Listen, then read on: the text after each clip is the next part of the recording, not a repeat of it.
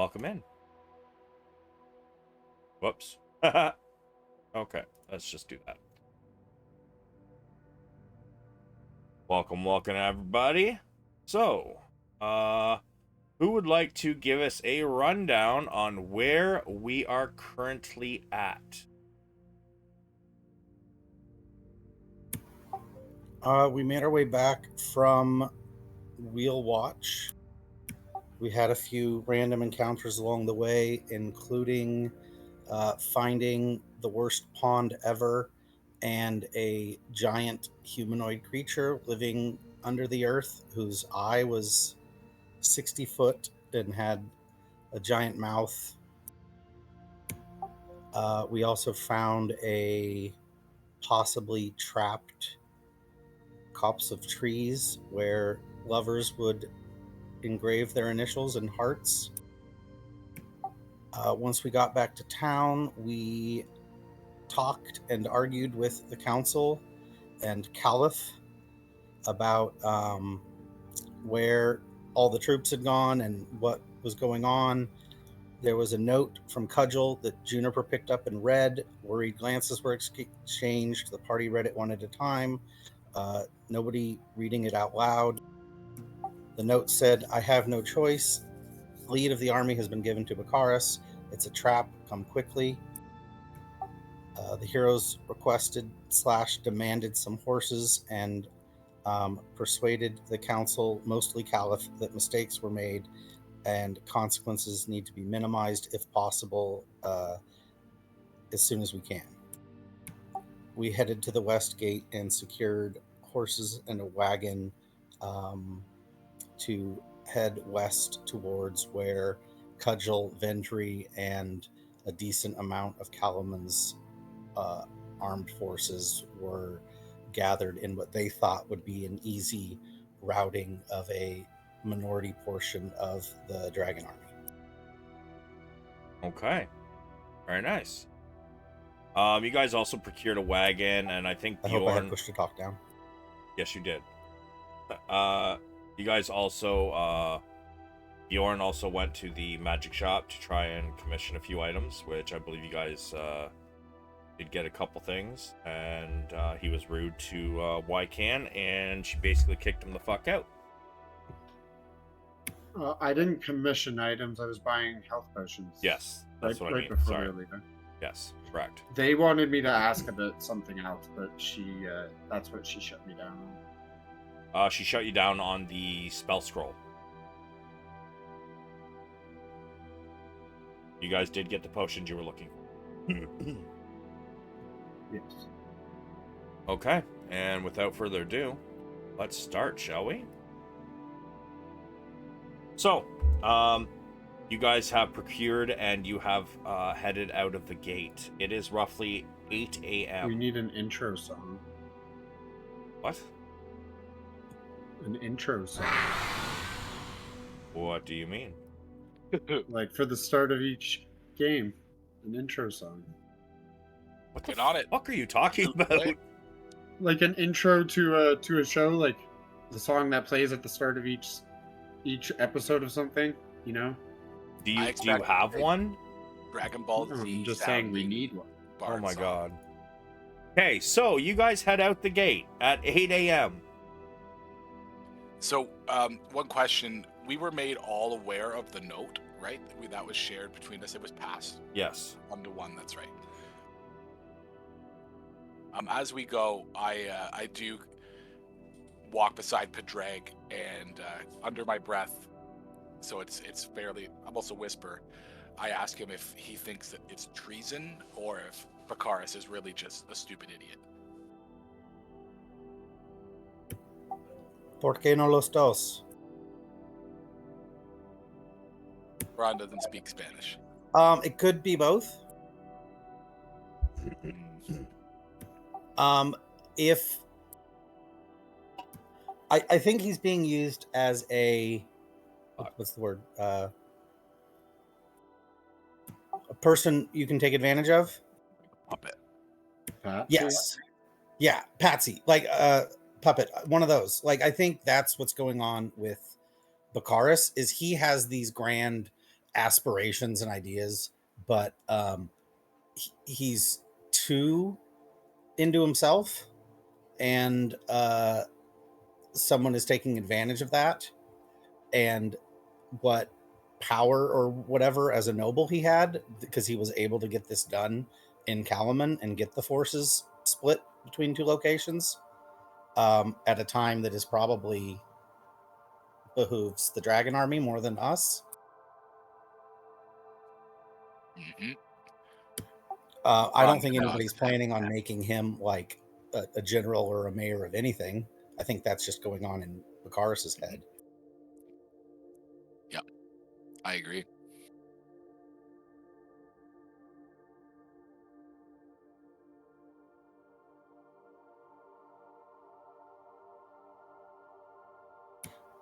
Are we all saddled up, or are we revisiting that bit? We are saddled up. We are fucking moving on. You guys have left. Can we give a warning to whoever seems to be in charge of the camp before we leave? Sure. Just to like be vigilant, be careful. Like, if anything was going to happen, it might be sooner rather than later. If it's not us that they see coming back in a couple days to, bear down. Yeah, maybe send out a few more sentries and a few more guards. Yeah, they'd probably be good to have somebody like an hour or two away with a horse that could come back and let them know to move vulnerable people out if it's not us coming back with Cudgel Vendry and the Kalaman army. Sure. Excuse me. You as you guys head out at 8 a.m. And you're traveling through the refugee encampment, you do see that a lot of the people's faces are a little bit worried, but you notice one Kalaman soldier who happens to be in about the area. Looks like he's probably brand new. The armor doesn't fit him. The tabard is, he's almost tripping over it. And as he notices you all, he comes over and kind of gives you the best salute he can with, a helmet that doesn't fit very well. And you give him this information. He says, "Yes, sir. I'll make sure to have some scouts out there."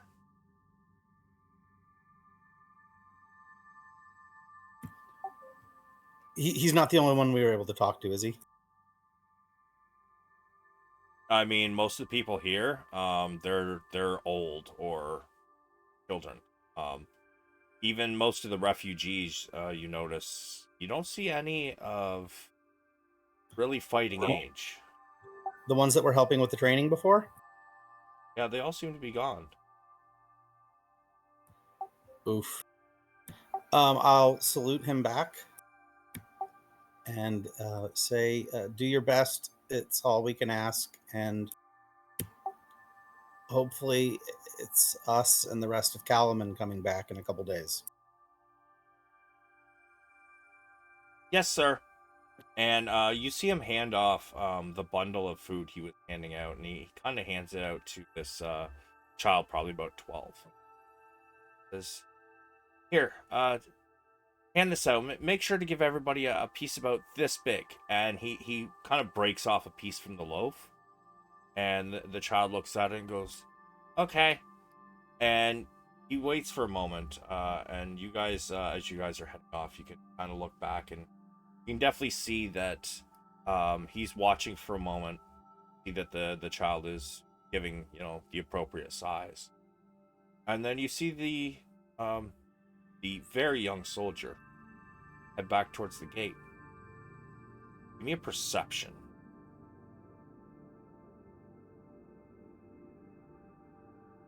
All of us? Sure.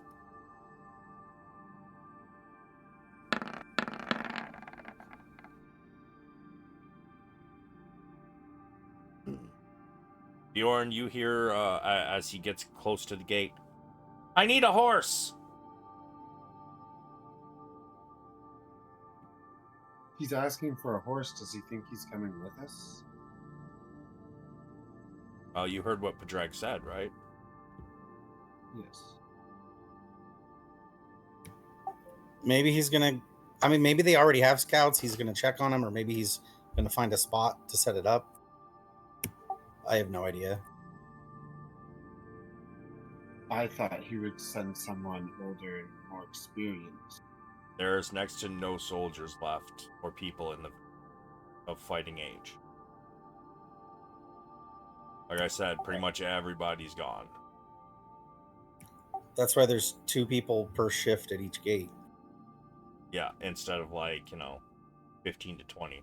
There's not a whole squadron, there's a couple people. Because there's fucking nobody left. So, Juniper is on a horse, which leaves 4.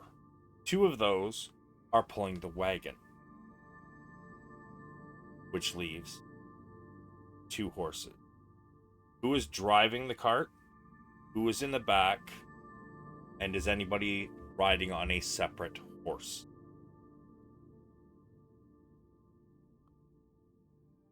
I'm riding, or I could drive if needed. I was going to try and get some sleep if no one objects, so that I don't have disadvantage from exhaustion when I'm trying to give you guys buffs. I mean, giving buffs isn't... you won't have disadvantage on giving buffs. You give a buff and it just happens. Okay, then so should maybe our 2 frontline fighters try and get sleep? Almost nothing I do would be affected by the first tier of exhaustion. Your shield bash. I didn't use that in the entire last combat. Fair enough. I'm just saying, that would be affected. Yeah, and I would use things like that infrequently enough that if I had luck, it kind of negates it. I'm not worried about 1 step of exhaustion. Okay. So nobody sleeping in the back? I'm gonna cast Aid on us before I do. The one that lasts 8 hours and you're trying to take a sleep for 8 hours? Well, I don't have to take concentration. I cast Aid on them. What if we get attacked on the way?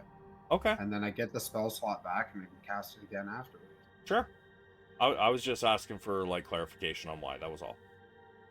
100%. Well, if None of nobody your else, goddamn business. Go ahead, George. Or Gondar. okay, if nobody else wants to take a rest, I would. Okay. I can help drive the wagon if needed. I have short little legs, so I'm probably not the best on a horse. Okay, so Bronn, you're driving the wagon. Bjorn and Gondar are in the back. Juniper is on a horse. And Padraig, are you sitting up with with Bronn, or are you taking your own horse? Sitting with Bronn. Okay. So you guys are tying the 2 other horses to the back. Gotcha. So, Can they not all 4 pull the thing? no. It is not made for that.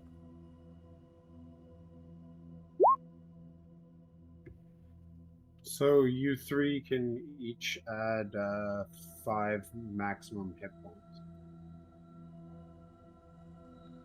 Nice. So when he gets those extra 5 maximum hit points, could he add those 5 hit points to his ring? Or does he have to use what's in there first? He has to sacrifice his own health, put it into the... Yeah, but I've given him 5 extra max hit points. So would that count as his own health? Yeah, if he It'd go to me. sacrificed them. Okay, just curious. I can still be healed like normal. It's an extra function if I want to do the ring thing. So, you guys head out. On your way, nothing extraordinary happened. However, after the first 2 hours, Bjorn and Gondar. I need... Go with Constitution saves. Try and go to sleep.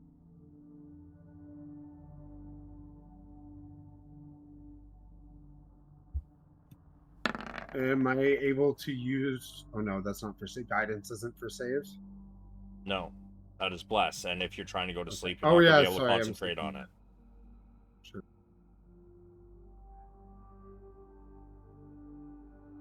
The first 2 hours, neither of you are able to get to sleep.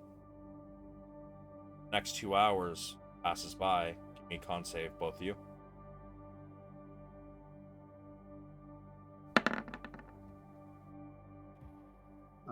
Can I use Gift of Luck? I have to call it before I use it, right? Yeah, sure.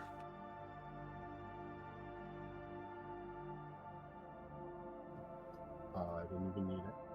Bjorn, you get to sleep. Gondar, unfortunately, you are still awake. Quick question. Why do Bjorns say con save, but Gondars just say con? Oh, because Gondar isn't rolling saves. Gondar, what is your Constitution save the same as your Constitution modifier? Give me.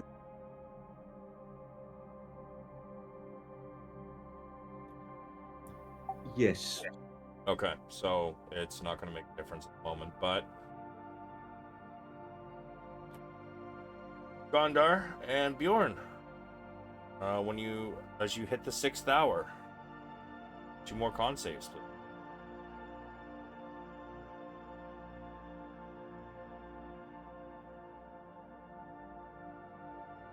Bjorn, you get 2 hours of sleep and you wake up. I'll use my gift of luck. Sure.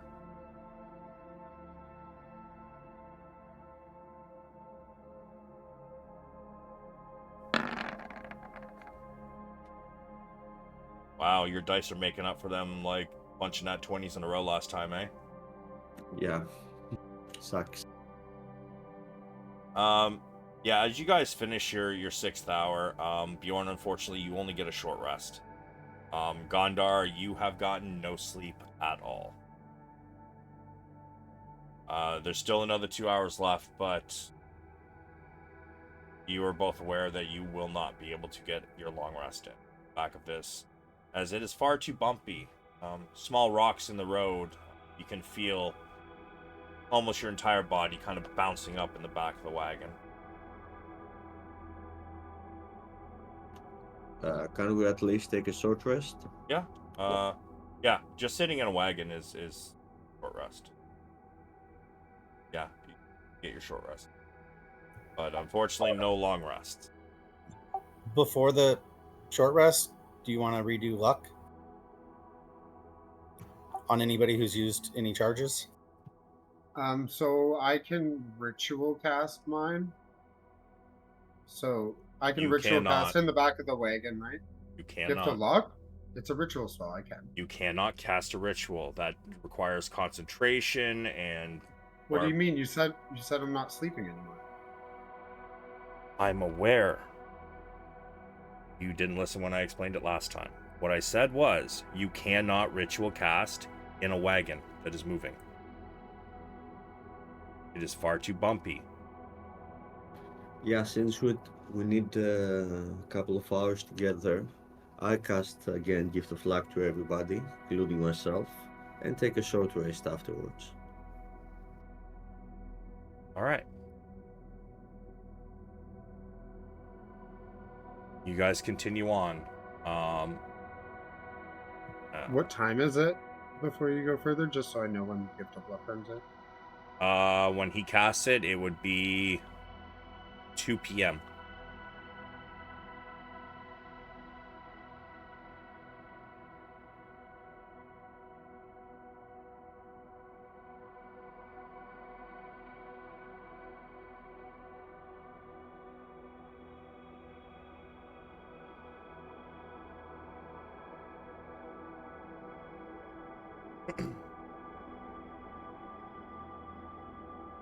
So, I forgot to open the handout.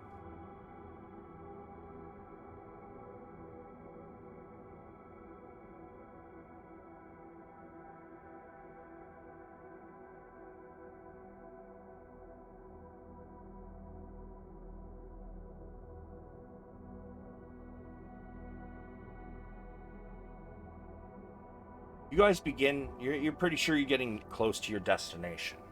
Now, as you get near, the brook called the Ink Water comes into view. Smoke rises over the tree line beyond it. Wounded Kalaman soldiers stagger from the tree, heading towards a narrow crossing that lie in your direction. Dragon Army soldiers chase on horseback. So, Can you repeat that? Neighbor was revving their fucking car, and I missed like half of that.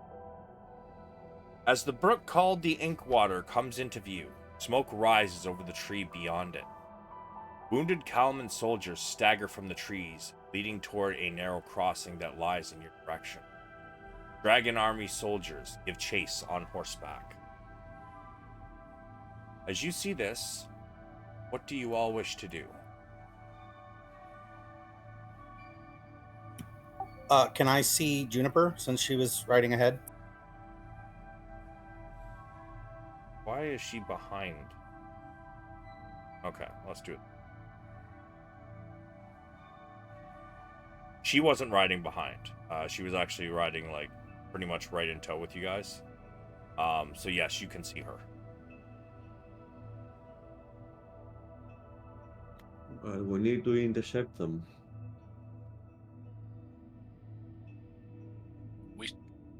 I just kind of make sure everyone's aware in case Bjorn wasn't out yet, if he's still in the back, and I just pretty much make sure everyone's aware and announce that we should charge and intercept as well. Like you said, Gondar. So the red and yellow circles north of us are the Kalaman ones?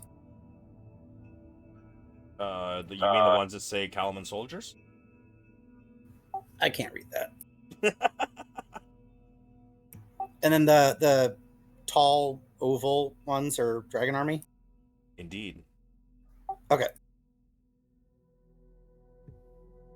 So we won't really be able to intercept. Oh, so they're headed towards us then if they're chasing them, right? Yes. Yeah.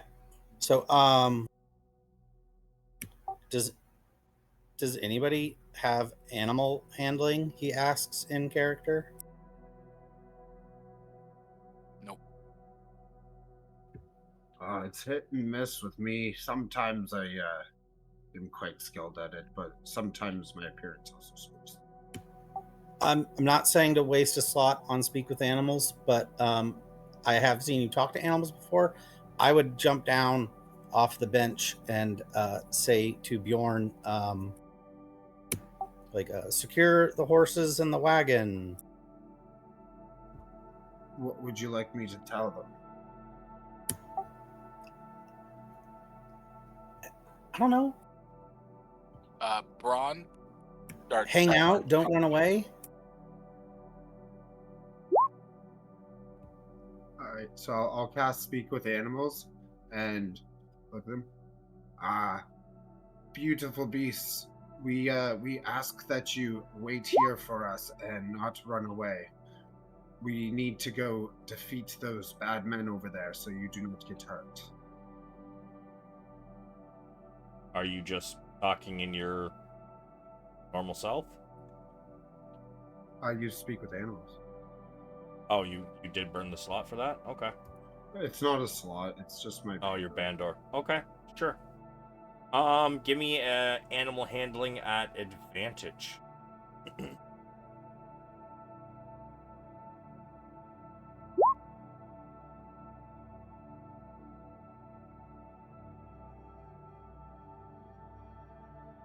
They seem to be calm, though their eyes do keep darting to the war horses.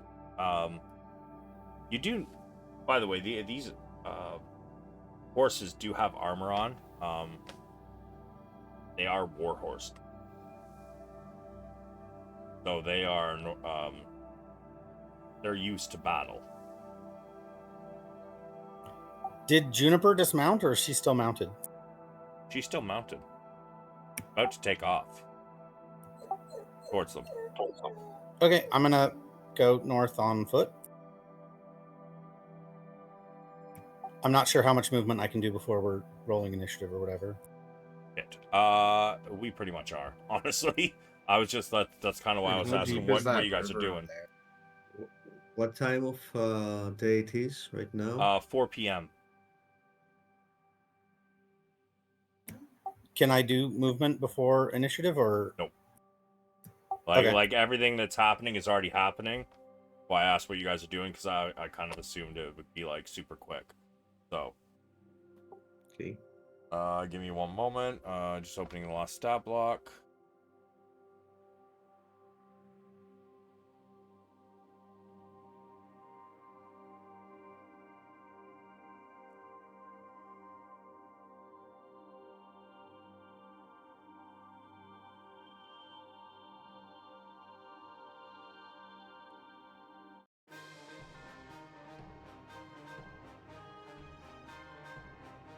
Okay, so the soldiers are the Kalman soldiers. They don't seem to be moving at their normal speed. A few of them are kind of like hobbled, and you see a couple of them kind of have like trying to hold each other up as they're trying to make their way towards you. The horses with the Dragon Army riders, however, seem to be catching up quickly. Please roll your initiative.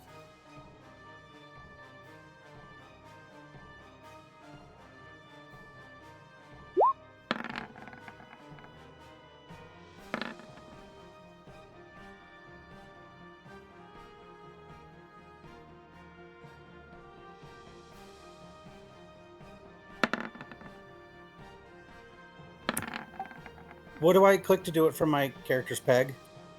You just click on your character, and then just go into your sheet and click the word initiative.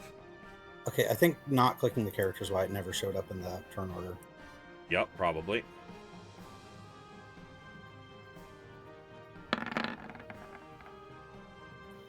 Hey!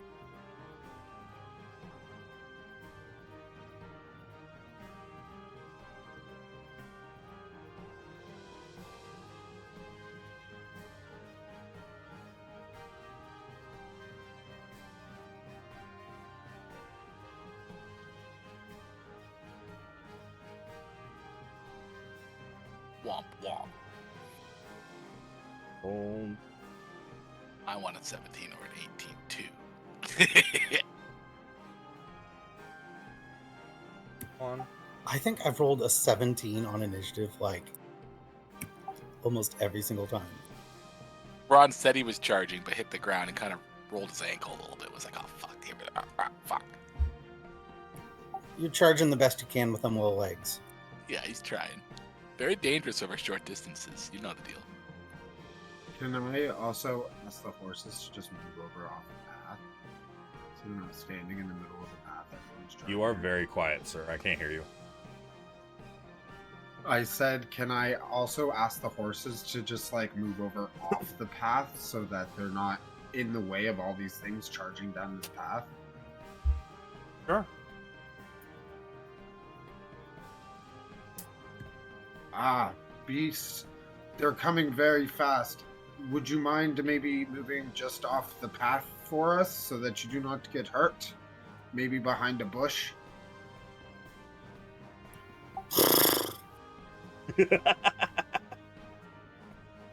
They kind of do like a head nod thing, that I've seen horses do from time to time. But the Kalaman soldiers continue to run. As they get to here, you notice that they slow down even more. Though it seems to only be a stream, they're having to try to quickly step upon large rocks. to get across this water. For a stream, it is rather deep, and it's taking them a little time to get there.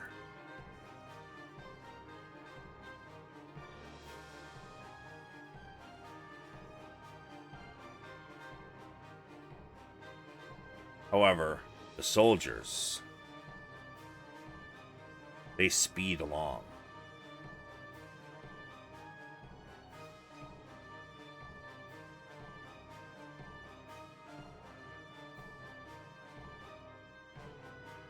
As the first one gets to there,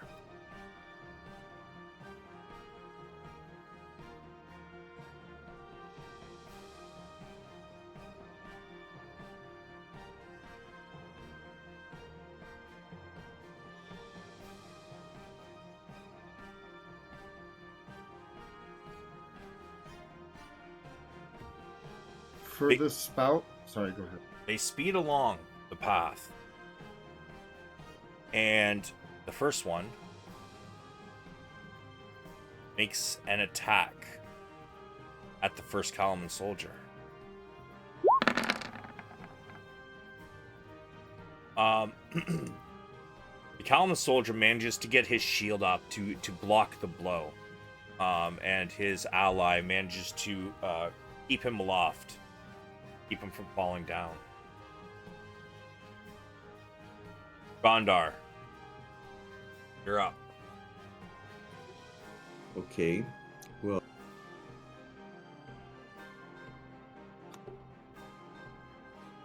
I can't recall if it's free action to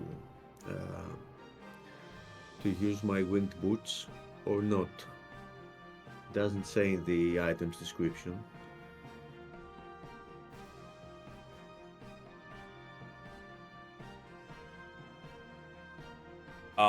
Nope. It just gives you a flying speed that you can use for up to 4 hours. All at once or in several shorter flights. So you basically just decide, hey, I'm fucking flying. Okay. I raise myself 20 feet above the ground. I cast Hex. What was that? That was me rolling in Juniper because I forgot. Sorry. I cast Hex on the Dragon Army soldier who tried to hit the Kalaman one on his dexterity, and I should Eldritch Blast at him. Sure, send it. Give me a moment to use the slot.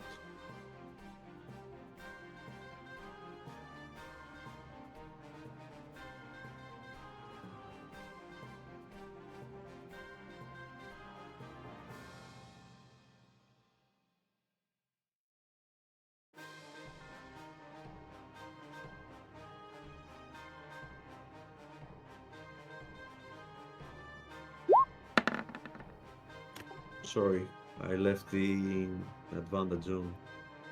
Oh, you said you were using your luck, right? No. Oh, I thought you I said you were spent using your luck.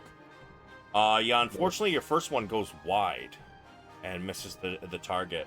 The horse kind of whinnies and kicks up a bit, but the soldier manages to hold on. Give me your next blast. Sorry. Wrong button.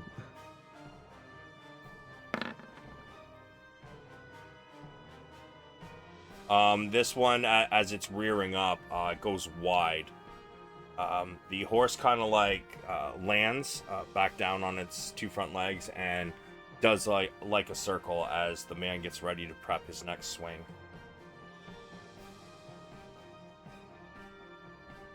Got any movement? Yeah.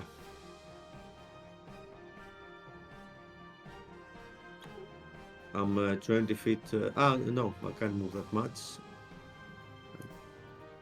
I get here. I'm 20 feet above the ground. 20 feet? Yeah. Alright, so what we're gonna do is, if you guys click on your token, you should see those red bubbles that come up, right? You got Yep. red. So what you're gonna do is you're gonna put your height in those red bubbles. So put in, like, 20 for you, and then hit enter, and that's what the red bubble's gonna be for.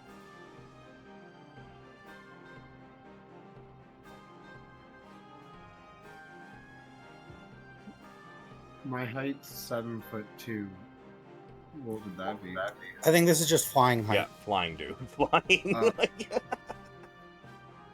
Yeah, no.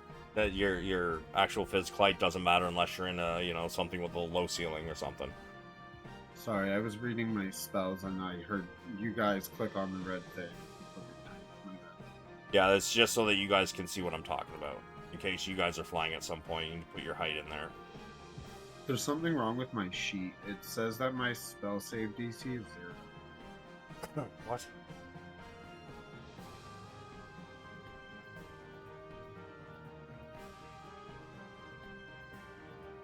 What the fuck?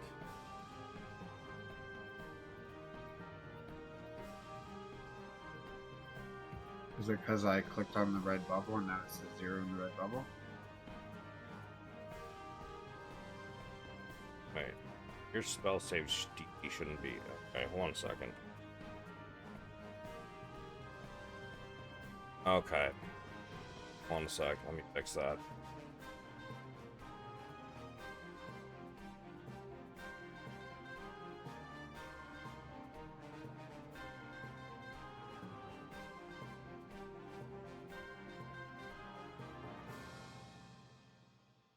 Okay, that's better.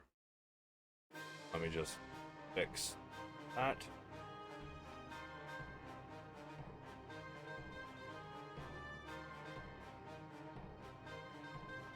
All right. Bjorn, you're up. So can you see this when I do this? Can I see what? Yeah, I can see that. So that says that's 20 feet. Is that accurate? A 20-foot cube? No, because if you're doing a 20-foot cube, then you want to do it 10 feet. That's a So 10-foot like cube. that? Yes. I want a 20-foot cube. Yes, that's a 20-foot cube. So I'm going to cast Entangle on those guys, but I can't get it to go right where I want it. I want it up a little bit. I want it just in front of that first Calamine soldier, but to get the guys above. Okay, so what you're going to do is you're going to put it in the middle of this square then. So you're... Okay, I know what's going on. Give me a sec. So under your measure where you chose your shape, right next to it, it says grid snapping. Put no snapping. And then wherever you click is where it's going to start from. Yeah, but it's like getting wider on both sides from where I... Yes, it's going to do that. That's why I said your 20-foot cube, you just go 10 feet.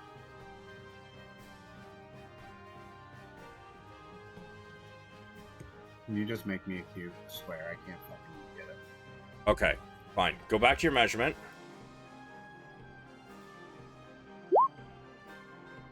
And do snap to center.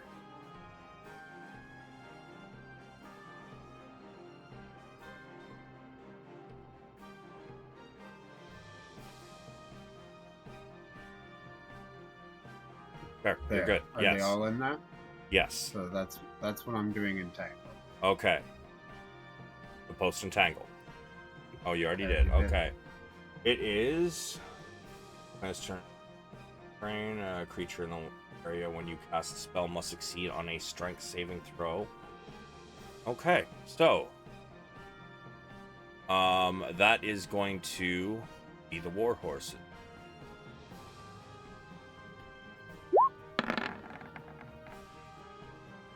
Wow. Okay, so first one is a pass, second one is a pass, third one is a fail.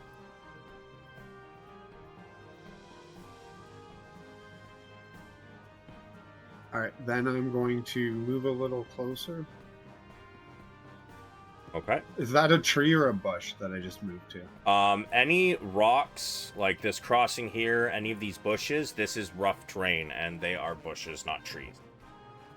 Well, I'm just getting to like the edge of it, kind of like hiding behind it a little bit. And I'm going to give a bardic inspiration to Padraig because he's up. Okay.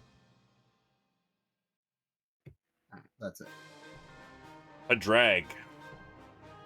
Elman soldiers still running across the river, albeit a little bit slow.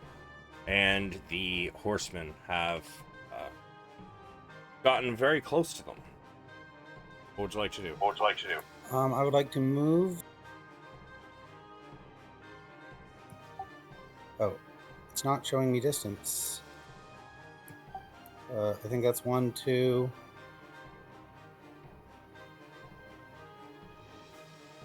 3. So that's 15 feet. Yep. Bonus action Misty Step.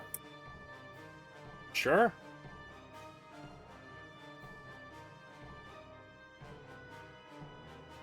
Okay. So you land inside of the entangle. Yada yada creature. I'm not there when it was cast. Yep, that's correct. I was just reading it to be sure. So as this, the others seem to trample over it rather easily. This one here does seem to be caught in it. What would you like to do as you stand in this entanglement of weeds and seem to be crushing it under your feet?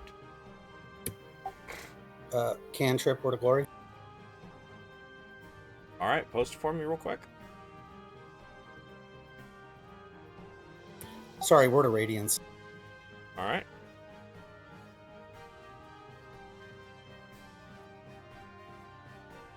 Yes. All right. Each creature of your choice. Sure. All right. And it is a con saving throw. And distance is 5 feet. So 1, 2, 4, 5, 6. Okay. Horses first.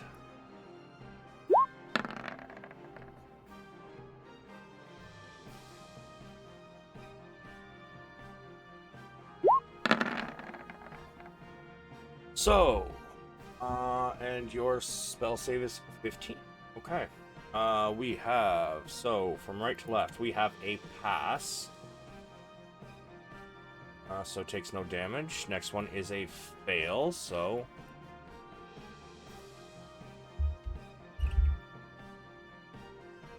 Need your damage, sir.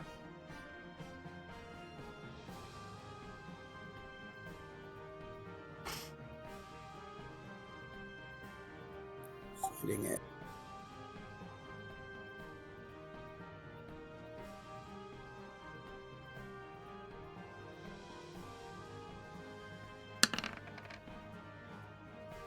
Okay, 7. Next one is also a fail. Soldiers, we have this one is a fail. Don't forget, you can also add the bardic inspiration as damage if you choose to. Oh, you can? Yeah, you can use it as damage, or you can use it as for your checks.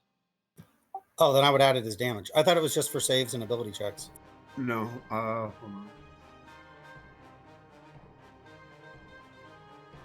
on. The magical inspiration you posted right above your Word of Radiance. Yeah. Add number rolled as bonus to hit points regained or damage dealt. Oh shit! I didn't know. Nobody's ever done that. I've told you guys a few Yeah, times. he's told everybody a few times and nobody ever uses it. Every time I give you guys inspiration, I tell you guys that, but they always go to waste. So what is your bardic inspiration die? 1d8. All right, give me another d8, Padraig. Okay, so that's a total of 15. So the first horse took None. Second horse already took the 7, so we can take another 8. That horse took the 7, so you can take another 8. And Dragon Army Soldier takes... Okay.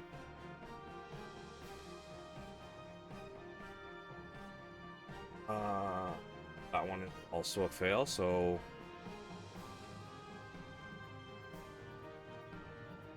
Wait a minute. Did I kill a soldier or a horse? Why did that soldier only have 15? Because he's a little bitch.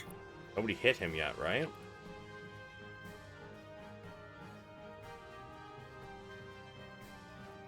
Oh, because I took the amount from the wrong character.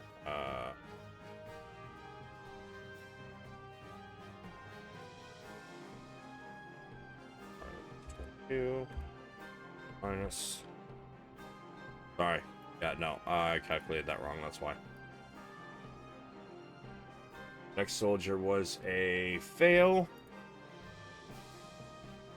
And the next one was a success. As you let this this spell go, you run up and you use... What is your word of radiance, sir? A heavily armored, bearded man of average height teleports across the river and explodes in a flash of light like a flashbang. No, I mean, what is the word? Oh, vengeance. He flashes to the other side and screams, "Vengeance!" as the light erupts from him. It was 2 of the horses cry out in pain, and 2 of the soldiers also do as well. And you can see like radiant flames lick across their flesh as it begins to almost melt away. They scream in pain.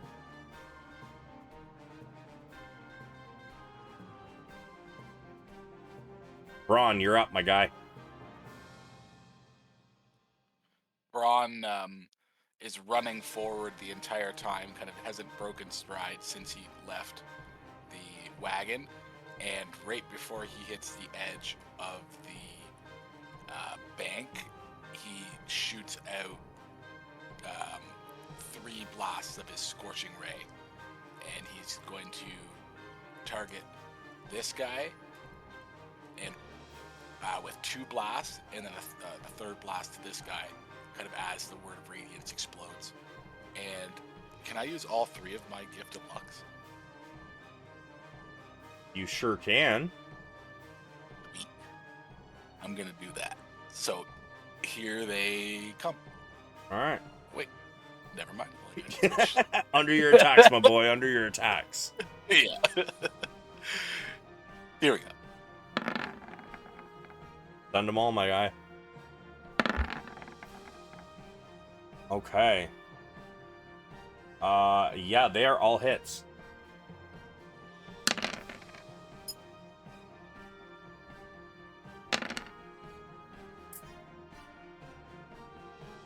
So, the first 2 that hit this guy, he starts to die with the first one. Would you like to describe what happens as the 2 bolts hit him? Yeah, they both kind of hit in quick succession right in his neck area, and the force of it kind of snaps his neck as it explodes in fire as well. Okay, you see his head just kind of wreathed in flame as the explosion goes off, and as it comes back, the flames kind of evaporate. He just falls off his horse with his head kind of bent unnaturally far to the side, and he hits the ground.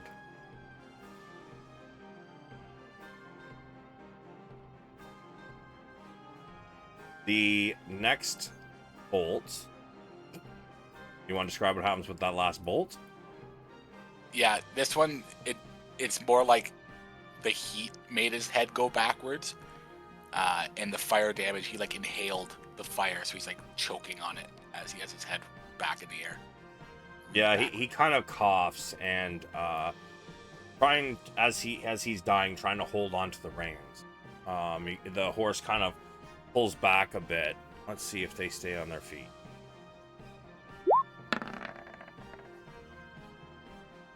Yep, the horses both stay on their feet. But both riders fall off dead. More movement or bonus action, sir? I'm gonna save both. That'll be Broad's turn. Okay. Juniper starts to rush across. 5, 40. That's an extra. Yeah, she can get to here. She races across. She's gonna use her dash action to go one step further, however, and she's gonna get to here, and she kind of rears her horse up and starts screaming, "Yeah!" Just like, you know, trying to scare the shit out of the horses.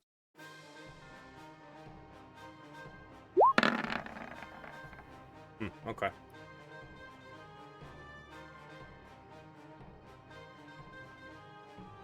At the bottom of initiative, Bronn, you are first up. I want you to roll me a d8, please.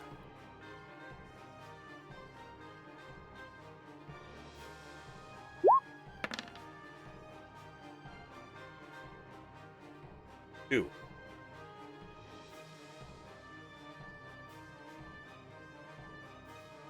Oh, okay. One of the Kalaman soldiers, this one here. Sorry, no, this one here. He slips on a rock and he starts to fall. The others try to catch him, but they aren't successful. He kind of hits the ground, and you can see some of the blood that's already leaking from his wound, kind of like running through the water.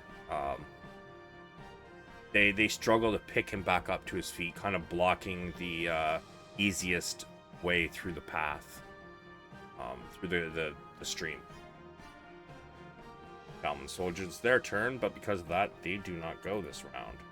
Dragon Army soldier and horses. Okay, so these two horses begin to tear ass.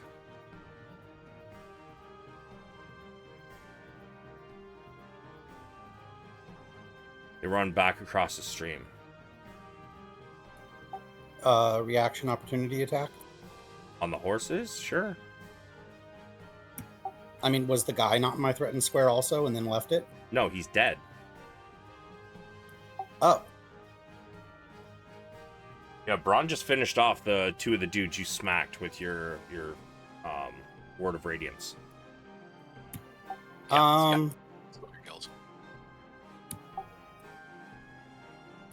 Not sure if this is like meta or not. Does my character know what turn order is? No, not really. It's kind of all happening at the same time, right? So I don't know if all four, well, not all four soldiers, two of them are dead, right? Yep.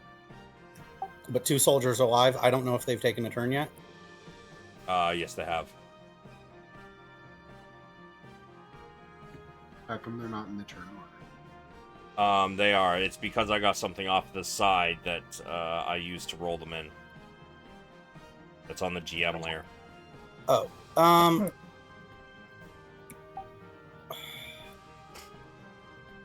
Whatever.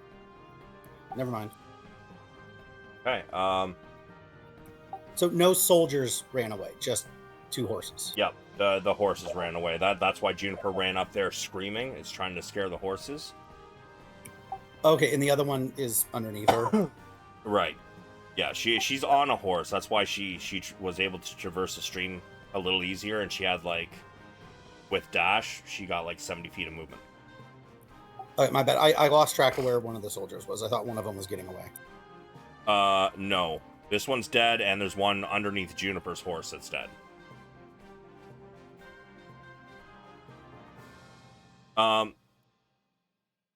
This one the horse has to make a strength.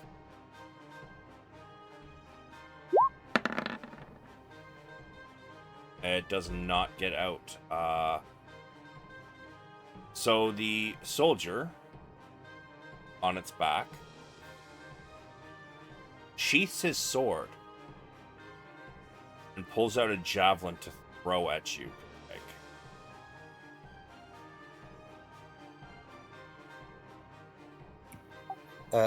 Disadvantage? That's right. You hit the other ones, even though the soldier was here, right? Or sorry, here. Yeah. So I guess we're gonna class him as close enough. So he's just gonna swing his sword.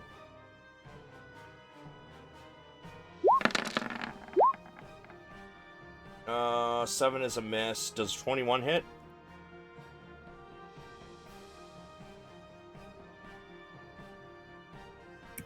AC 22. Alright, so he swings and you kind of just bash it off your shield, or you raise your shield and intercept the blow. He pulls back and goes to swing again, but this time you parry him. This other one has his horse turn around and comes around the side, coming up next to you, and he is going to swing his sword. At me? Indeed. Which 10 is not going to hit twice. So, yeah. As you parry the first one, the other one comes around the other side. Again, shield goes up, and you swing your sword, he swings it again, and you parry this blow as well. Gondar, your turn. Okay. I get closer.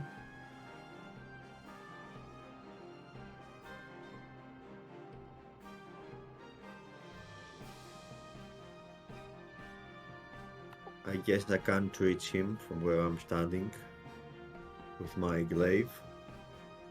The soldier behind you, Juniper, beside. Yeah, you will, because you can hit him.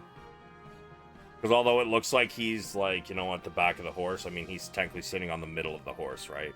And you're 20 feet in the air? Yeah. It's a matter of how high he is above the ground. Warhorse is pretty large. Yeah, I'll give it to you. Sure. Okay, and I think he's the one that has already been hexed from the previous round. Nope, that one's dead. If I recall correctly. Nope. The hex guy's dead. The hex one's dead. Okay. You want to move your hex to this one? Yes. Alright. And I strike at him. Sure. You may make your attacks. Wow. Unfortunately, no. What today? As Padraig parries his attack, you come in with your glaive, and he switches sides with his sword and swings away your. Both of my attacks. Yeah, he parries both of your attacks, sir. Okay. Nothing more I can do. Bjorn. So while I'm concentrating, can I use a cantrip that doesn't use concentration? While you are concentrating on something, you can use anything that doesn't require concentration. It doesn't even have to be a cantrip. It can be a spell.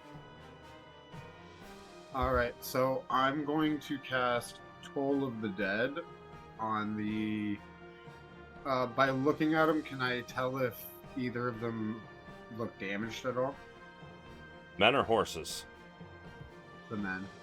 No, they are not.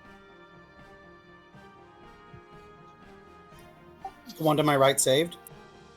Yes. Oof. So I'm gonna cast it on the one that is closest to Juniper and Padraig. Okay. Wait, didn't Scorching Ray hit all the ones that were still alive? No, he used 2 on one and 1 on the other, which is what killed the 2.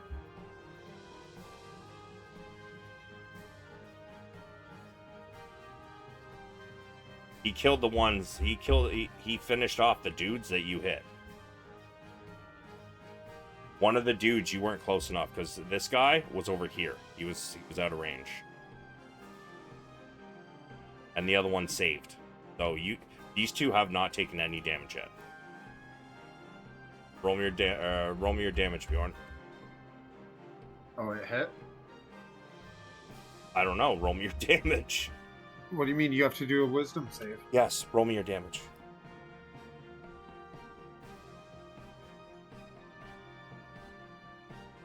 I don't know why I did. Was I supposed to have 2?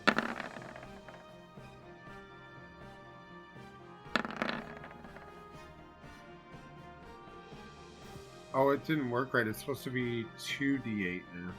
Yes, it is 2d8. You just rolled shit. Oh, I was just looking at the description because it says 1d8 if target has taken no damage. Yeah, that's just the description that we put in. But if you look at the dice rolled, it is the proper dice. What does Hex do for that? Does that give me anything? No, he used it for dexterity. So you would give them disadvantage on dexterity. So, unfortunately, it does not hit. You see the spell go near him, and he just kind of grits his teeth and bears it, and nothing really happened. Ah, I missed on that one. Get them, boys. And I'm going to just stay where I am. Padraig.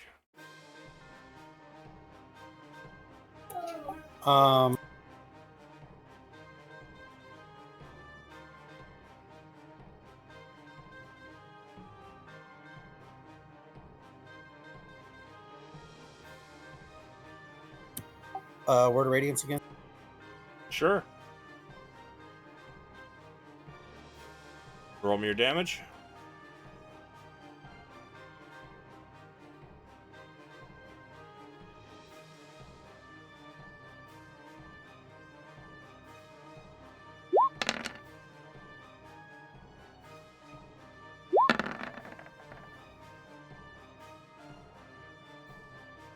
All right. So one of the soldiers seems to be affected as flames lick at his skin. The other one, however, just kind of raises his shield and protects himself from it. As for the horses,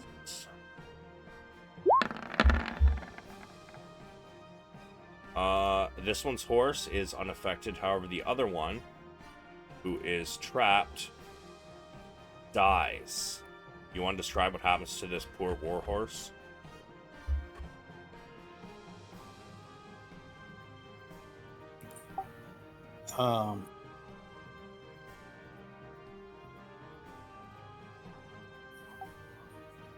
I'm not good at this. All right. As your word of radiance goes out, your burning light spreads out from you as you scream vengeance again, and the horse, after taking damage from your previous one, the flames lick at it one more time. It whinnies and tries to rear up, but it can't due to the entanglement. It can't run, it can't do anything. So instead, it begins to fall. The soldier begins to fall with it. Wait, that one wasn't entangled. This one is. This horse? Yes, that's what the... Yes. That's Oh, what that's the add-on one is. dying. Yes. My bad. He unfortunately does not get out of the way in time, and as the horse falls, it lands on his leg, pinning him. Roll me a... Give me a d6. Padraig.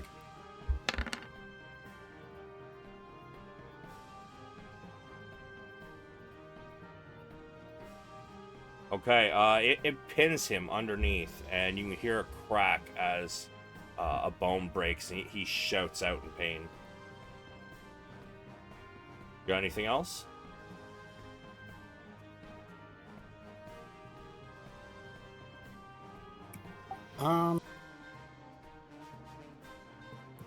So he's pinned? Yes, he is. He's on his side, prone, and pinned underneath of. Like towards me or away from me? Towards you. And what weapon does he currently have out? Long sword.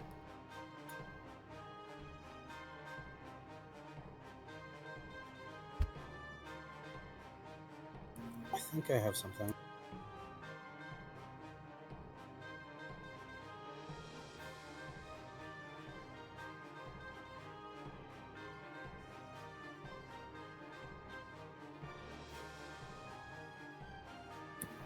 What, like, do I know what condition this is? Like, pinned under a horse? Is that, like, restrained or grappled? It would be restrained. Shield spikes to his face? Sure. He still gets his roll, but it is at disadvantage, but I think yours is too, is it not? Did we hit one stage of exhaustion? I believe you guys woke up at 2 o'clock in the afternoon yesterday, right? 4 o'clock, wasn't it? When we Well, it was started 4 eating, o'clock right? when you got here then, so yes. What exactly does exhaustion give us disadvantage on? Did you check that? You should be able to find your exhaustion tracker and just hit up it by 1 and it'll tell you what it does.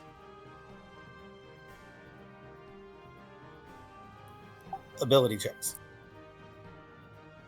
So if I have disadvantage, or if I have disadvantage and he has disadvantage, and then I use a luck, Then yours is straight roll. it would already be a straight roll. No. Like, because no, like if he has disadvantage versus it, and I have disadvantage to do it, then we're even, right? No, it's still, you both still have disadvantage. Somebody having advantage does not necessarily give you disadvantage.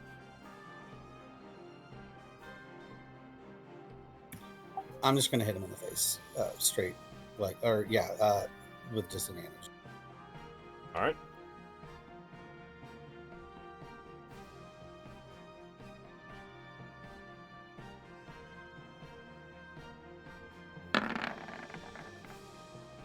All right. You are successful by more than 5. So although he can't really move because he's on the ground, you do slam your spikes into him. Give me your damage. Do you remember what it is? Otherwise, I have to scan the notes. I don't. The easiest way to do this, man, is just like set it up in your attack area so you know what it does. You know what I mean?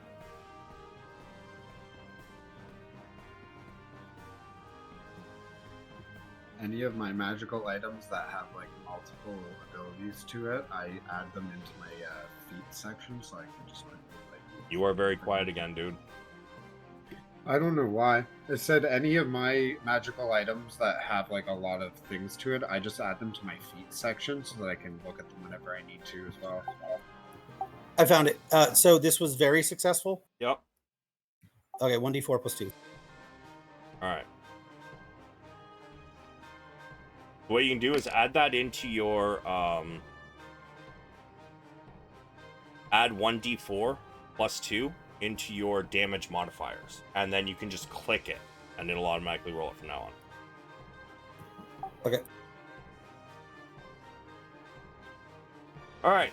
Yeah, you slam him with both shield spikes, or sorry, all 3 shield spikes, and one kind of pierces into the middle of his chest, and one into kind of the left side of his left breast and right side of his right breast.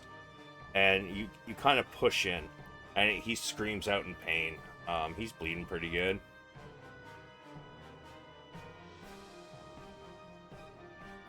I think that's it for me. Bronn. Bronn's gonna jump into the creek. So there's 5, and then from there it's difficult terrain. I can move diagonally, right? You can. However, this area, this is going to come up to your neck. Sweet. So this is not going to be just difficult. This is going to, like, going not across these stones over here, going directly through the water is going to cost you 15 feet per square instead of Sweet, the 10. Yeah, Bronn wasn't thinking about depth. He just kind of jumped in. So that's 5 to get here, and then he's gonna just use the rest of his movement speed just to get to this square here. Okay. Get a real hell of a soaker when he does it, and he's gonna cast a sacred flame on this guy on the horse. Okay. All right, give me a damage. Yeah.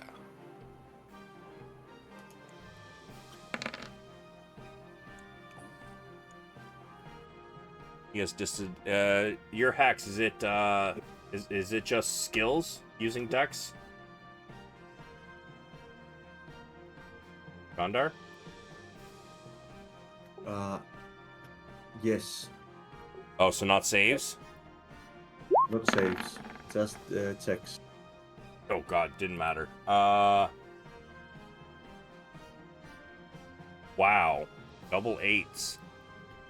You want to describe what happens to this guy? Yeah, similar to the last guy, like a flame descends down from the sky on him this time, and you can tell he like tries to breathe and just kind of inhales flames and has a real tough time about it. And as he falls from the horse begins to turn to run away.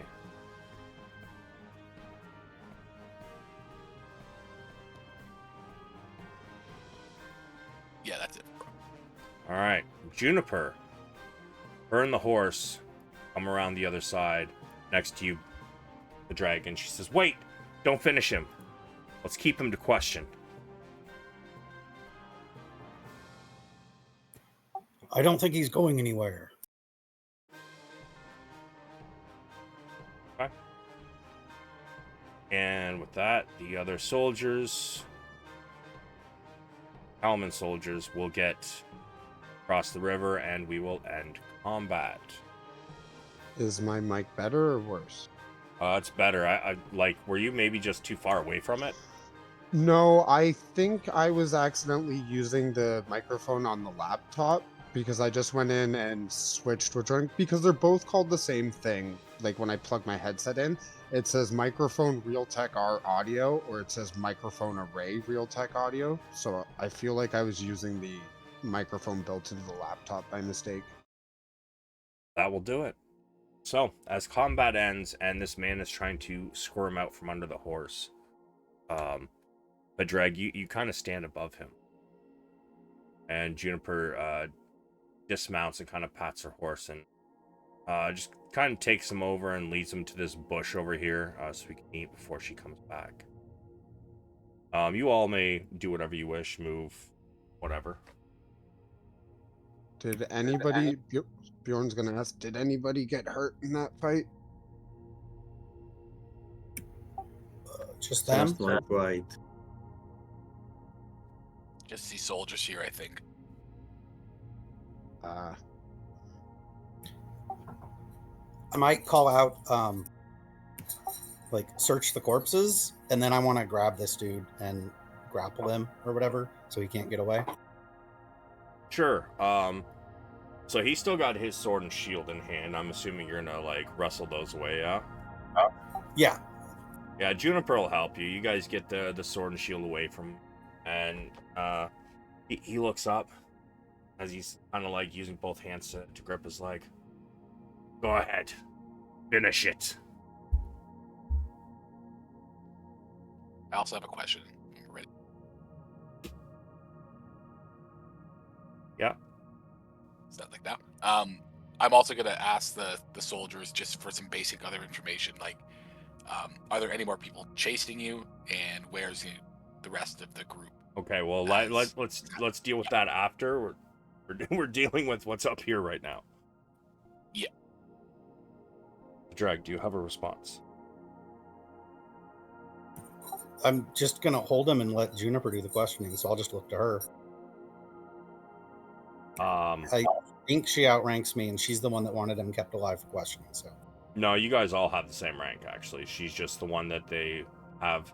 Like, she's not the one giving you orders. When she gives you orders, she's relaying orders. That's all it is. still, she wanted him kept alive, so I'm gonna look to her for questioning. I also woke up to them. Sure. As you guys all come over, Juniper starts asking questions. What happened?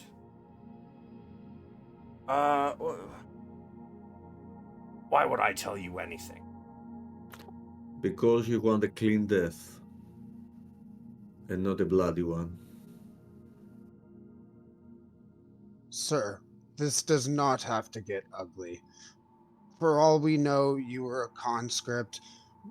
This is a time of war. We don't hold it against you, and we don't want to kill you in cold blood. If you just give us a bit of information, maybe we can even pack you a lunch and send you on your merry way.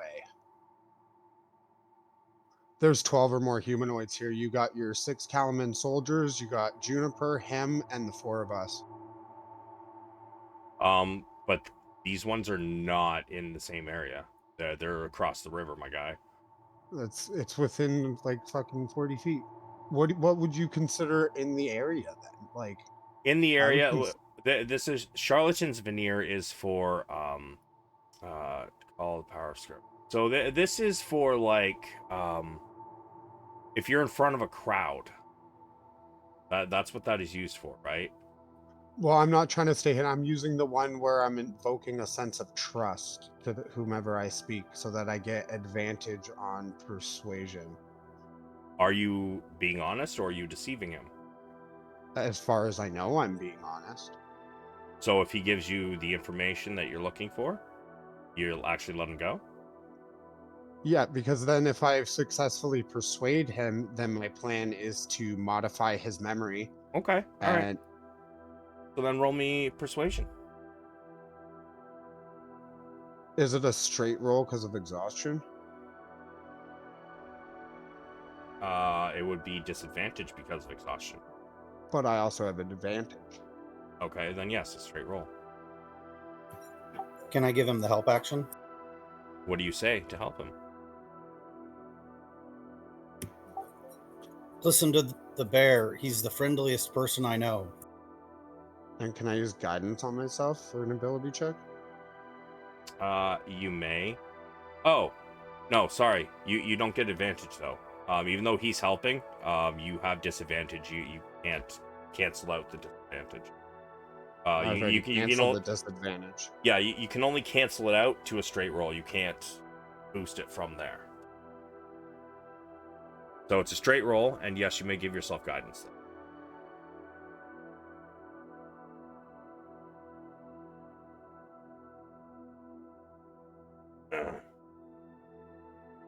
Fine. But you need to give me protection. What would you consider protection? Send me away. The south. You take me back to Kalaman. And from there, you release me out the south. And I leave. If I take you back to Kalaman with us, I don't have sway that much once we get there. I cannot guarantee what they will do with you when we get there. I can let you walk with us on the way back, but I can't guarantee past that unless you're going to defect. I would say to him, I can even fix your leg so it doesn't hurt anymore. One of your side's horses is still right here, and I'll gesture to the one to my, or wait, is the one to my left his? Buddy's horse? Yes, or... it is. Yes, it is. Oh, yeah, because Juniper moved her horse further west. Yep. Yeah, so I'll gesture to the horse that's not been killed by us and say, like, you still have one horse and the thing about his leg. Very well. You let me go near Calaman. On the outskirts, I'll find my own way south. All right. Juniper, what information do we need from him? We need to know exactly where, how many are left. If he knows any movements of the main battalion.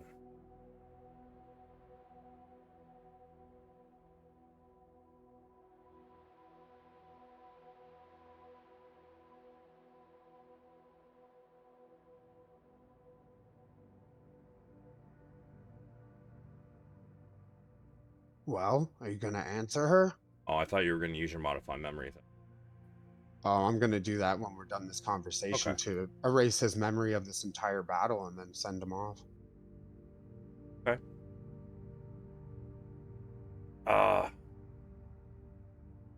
We were just the vanguard. We were to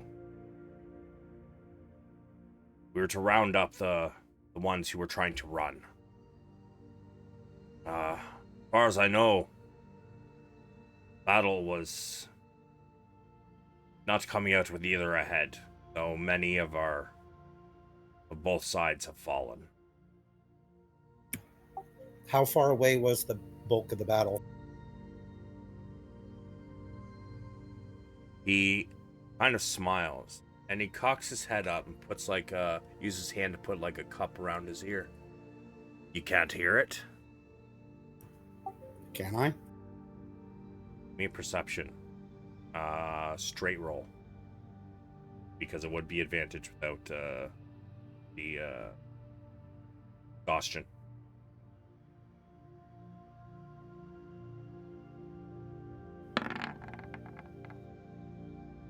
Yeah, you can. You do start to hear it winding down, however.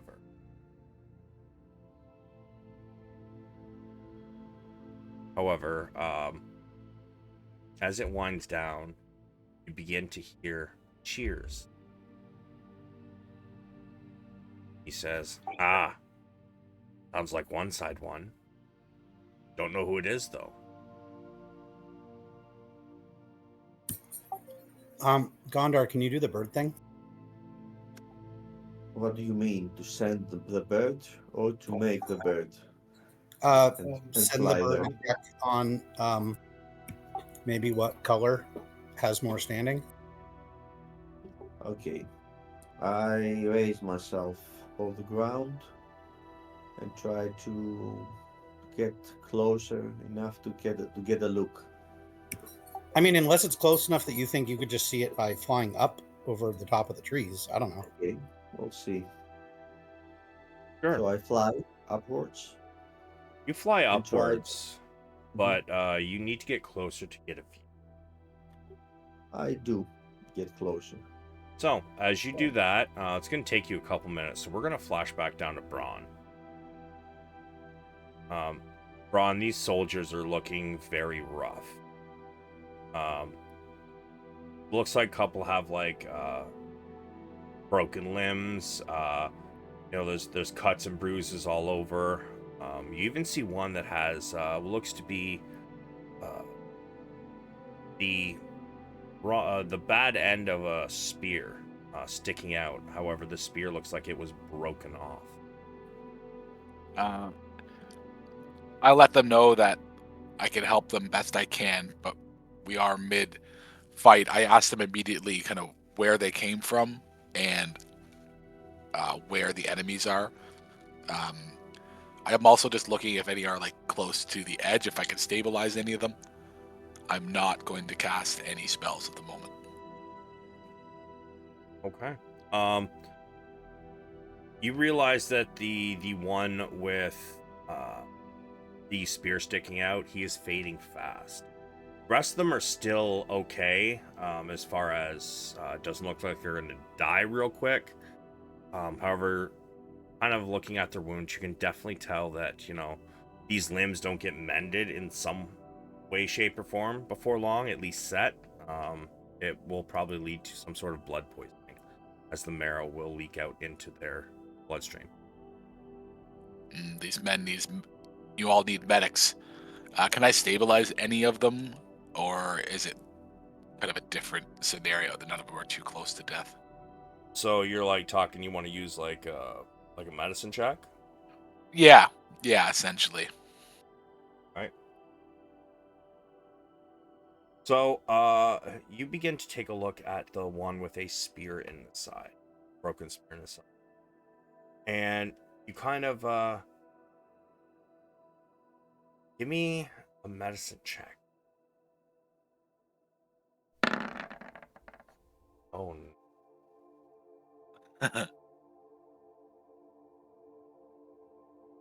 you're like, I can get this, and you kind of push his armor into a certain position so it's pressing against his side. You kind of, and you're like, hold on, laddie, and you yank this spear out.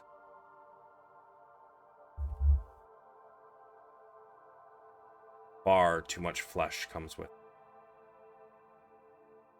And he begins to bleed out quickly.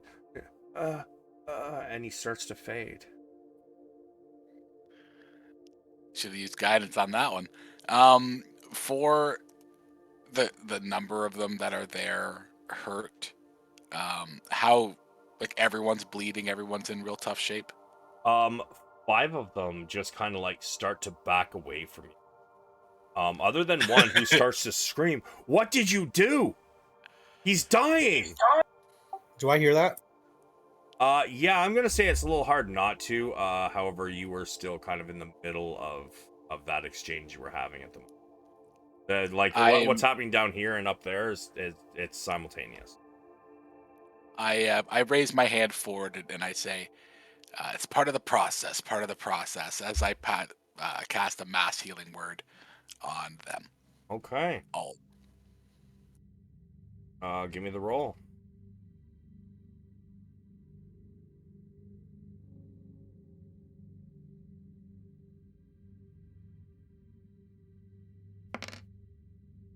Yeah, perfect. As you suddenly like you rip this out and like, you know, he begins to pour blood and starts to fade quick. You kind of scramble. It's part of the process, and you quickly cast this spell. As you kind of call out, up to 6. Oh, perfect. There's 6 of them. They all kind of like as like their bones snap back into place, and this guy's side clears up and he begins to, you know, restabilize. His eyes were starting to shut, and then he kind of snaps out of it. Oh god, that hurt. I just crack a smile and say, well, I wasn't gonna heal you with that in you, now was I?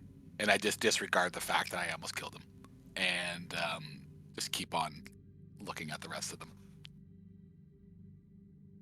Is this all happening at the same time as his questioning? Yes. How long would you say it's been since the start of the battle? Like maybe 5 minutes. All right. The rest of the questions immediately after that are just, where did you come from, and where's the battle? Like, what's the scenario? I'm trying to get that information out of them so I can sort out if we're in immediate danger and where we need to go to help. So as you were asking this, the one that you healed, after he screamed about how much that hurt, he answers your question. He's, I don't know. We were too wounded. We were told to get out of the way, but it was kind of even. There wasn't. Honestly, I couldn't tell you who was winning, but you know, the battle was over that tree line pointing to. And he says it was probably about, I don't know, maybe 200 yards that way. We're looking for Cudgel. We're looking for some of the commanders. Do you have any idea where they were when the battle started? No, I mean, the battle's been going for like 2 hours. I've no idea. Well, boys, you feeling up to it? And I gesture to them essentially that we are going back to fight if they would like to join us. I'm essentially saying that they should, unless they have other things going on. They kind of look at each other, but almost like, what do you think? Kind of expressions. And then they all say, "Aye, let's get them." And Forward. you see like almost a wicked smile spread across their lips, and you guys start to head off across the crossing. Have we finished our questioning with him? I was do just something. about to get back to that. I was asking them. I believe there was still another question you guys had asked that I didn't.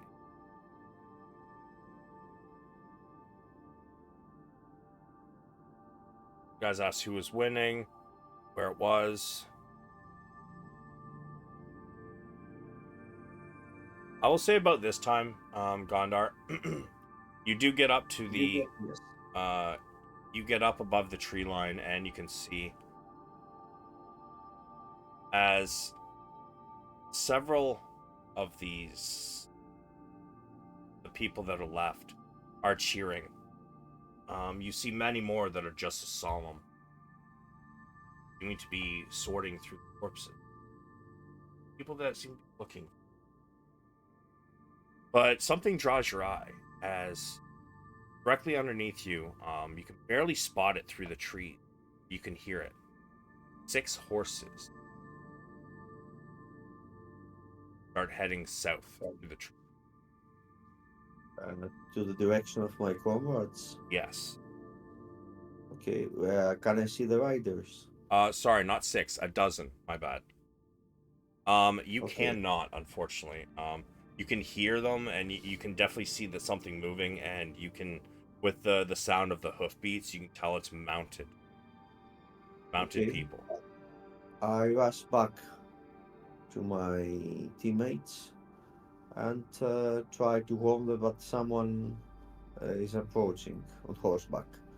Sure.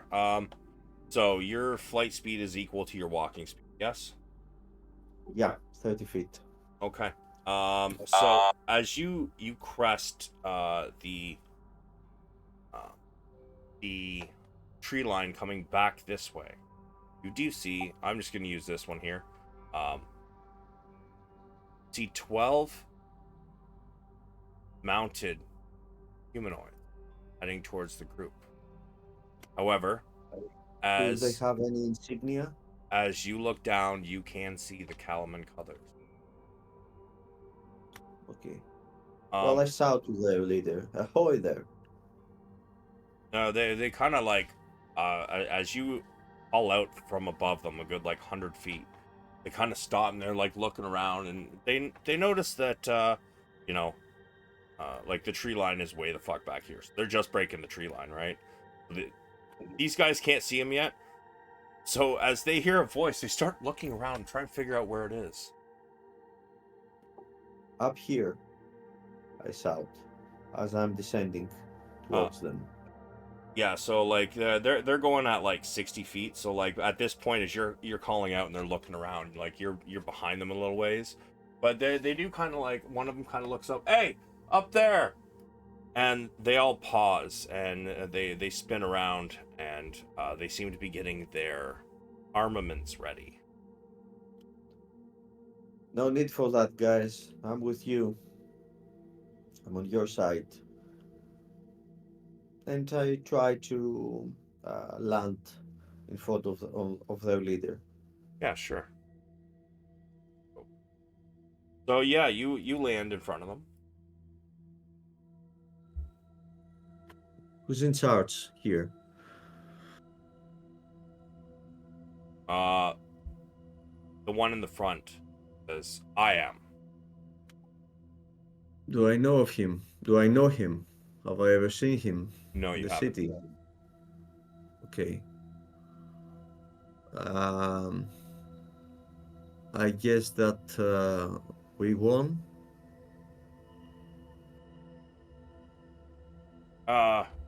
Yeah, we did. And then somebody moves out from the back.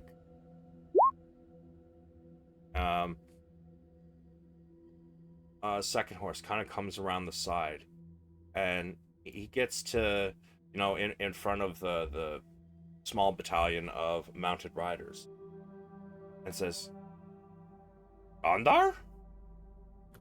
Yep, that's me. Ah, good. You made it through the battles. Was glorious, wasn't it?" You look over to see Cudgel. Oh, you made it. Uh, uh, I saw some riders, some soldiers back there, desperately looking for someone. What happened? But anyway, let's walk back. Let's walk to where the others are. Juniper is also here. Another rider comes out from the side. "You do not give orders here, Gondar." Quickly hearing the sound of Makaris's voice. Before you even turn around, Cudgel's kind of like sneering and rolling her eyes. Well, must have been the wind. Let's go, guys. Makaris ignores you and says, "Forward! We must continue to lead the enemies away." And as you guys head down towards the rest of the party, Juniper will say, "Yeah, I think we got what we need from them." So I'm gonna quickly confer with the party before 10 minutes is up and be like, guys, what should I make them remember happened? I could make them forget the whole fight, and we could either make it look like we saved him, or we could trick him into thinking we had a much larger force and send him back to his men to scare them. I like the idea of just like wiping them for like the last little bit, and then trying to deceive him, or using him to goat the rest out. I think that's a good plan. All right, so we want to Also, goat them tell out. him that his leg doesn't hurt. That wouldn't work in the spell. Aw. Yeah, I mean, I can't make them go against their beliefs. Although he already seems kind of okay with defecting. Would it work, Blair, for me to convince him that he's agreed to join us? Oh, I guess it would wear off in 24 hours, so no. So do we send him with fake info, or tell him that our force is a lot bigger and send him back that his force was wiped out by 300 men coming? I can hear you, right? Shush. You won't remember. We can't tell him anything too wild because he's gonna possibly rejoin the Dragon Army. And unless he's the only survivor, it's not just gonna be his story. All right, should I just wipe the memory and tell him that he was betrayed by his men and now he is fleeing south by himself, and just get rid of him altogether? Sure. Yeah, He's got that horse he can take. Wipe him like the dirty asshole he is. All right, and I'm casting this with my Bandor, so he has disadvantage. Okay.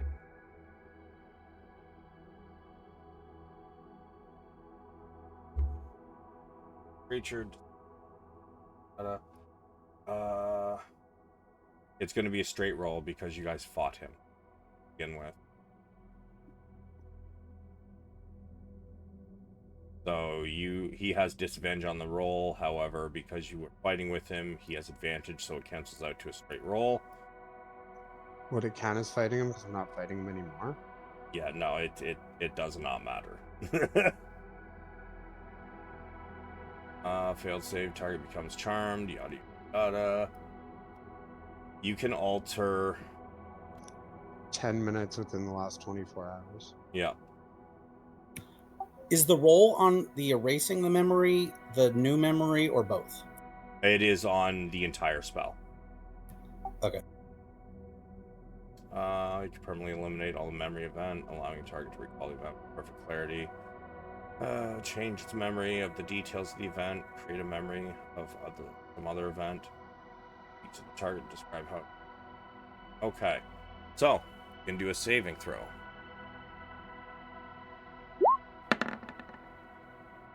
Straight roll is 8. He suddenly falls silent and just seems to be like staring at you blankly.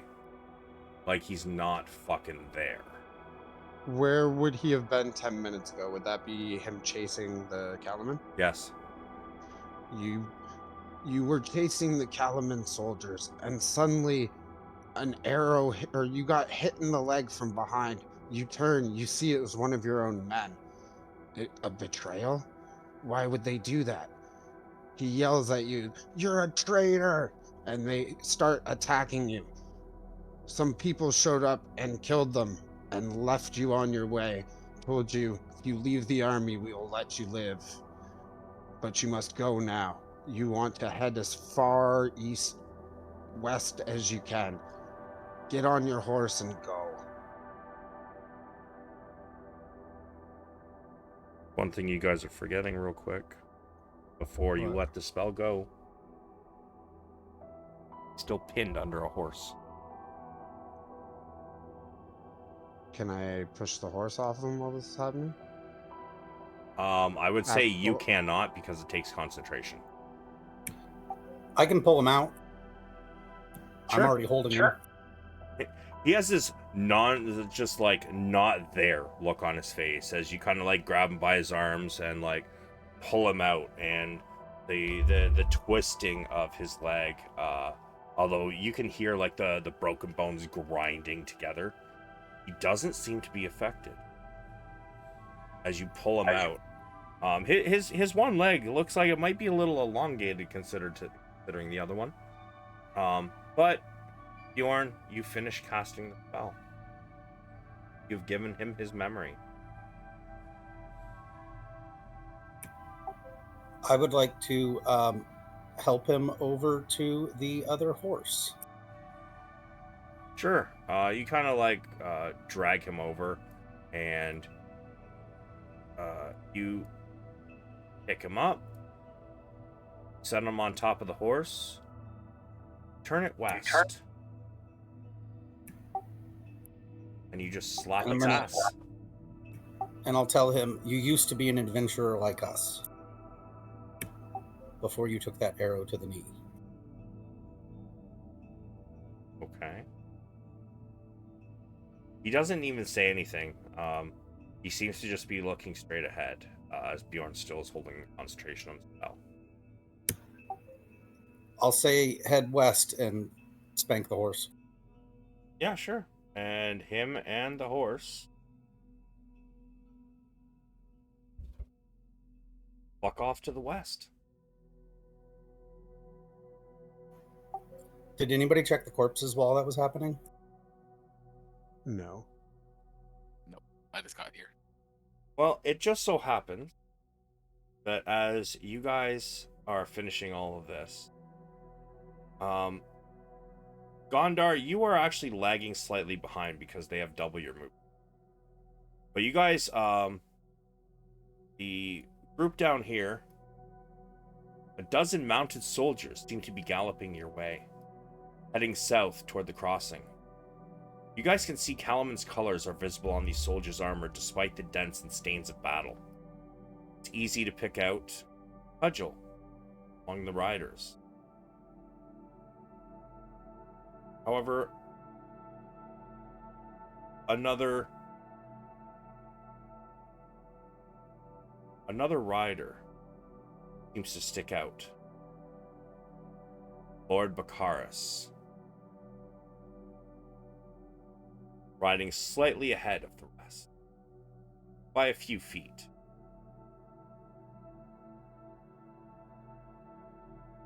As they approach, out of the way.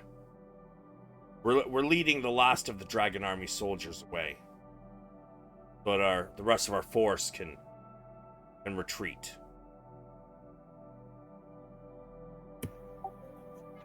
Why are the Calaman forces retreating? It's obviously we lost, fool. We just saved some soldiers' lives.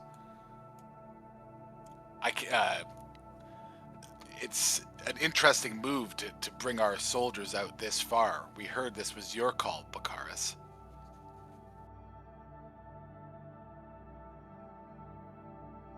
Gondar, you continue flying and you catch up to him about this point in time. I try to get near Kadzal.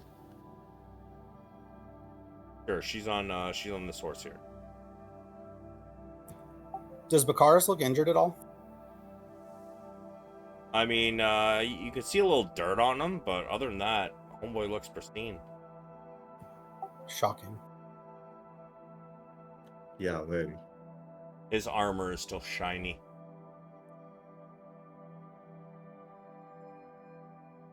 Yeah, we're gonna point that out. We're gonna essentially say to him, just kind of briefly as he comes across, and I made my last remark, that you look still fairly unscathed with all that's happening around here. What's the report? Well, Vendry and Cudgel here decided that they wanted to command the army in battle, and it cost us. They lost the battle. Vendry comes out from the back of the group. How dare you, Bakaris? You would not listen to us. You refused to give us command. And now you blame us? Cudgel kind of comes around as well. Well, she can't get across the water, but she kind of gets here and goes, "You filthy scavenger. You did nothing but loot bodies. I did no such thing." Insight on if they're both telling the truth? Sure. Is it two different roles? Uh-huh.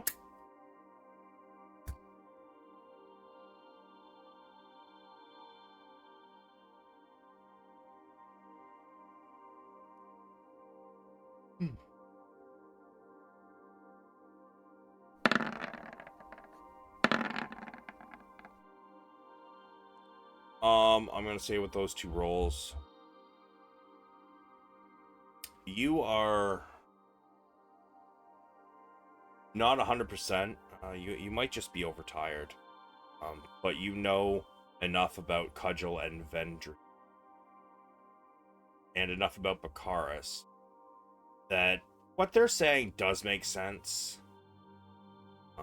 But you are not 100% sure due to barely being able to stay on your feet at this point. I turn to Kadzal and ask her, what did this fuck do again? There's no time for that now. We'll discuss that when we get back. Probably hundreds more soldiers coming behind us. We need to get going.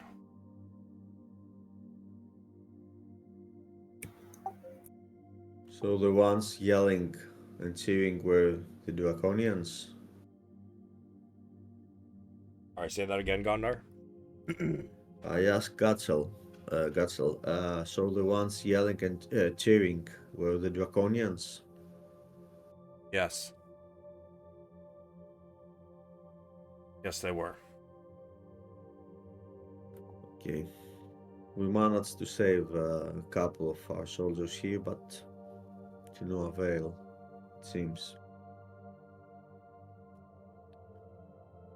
At this point in time, you all hear it. The shouts and battle cries and whoop coming from the north. Maybe only 150 yards away. Time to go. Yeah. Time to go, guys. Let's leave the wagon, and each of us take a horse. I turn to the soldiers and I'm ushering them backwards, like go, go, go, go, go. The Cudgel comes over across the river and she says, I'll lead. Bakaris has no idea where to go. With me. To the east. And as you each get a horse, you realize that there are not enough for the 6 Kalmans. However, Padraig Can, fucking told you. can't we ride 2 persons on a horse? How many could fit in the wagon? so they can ride super horse. So as I was about to say, Juniper, noticing this, walks over, picks up the first one, and puts him on the back of the horse. Cudgel and Vendry also will pick up a couple.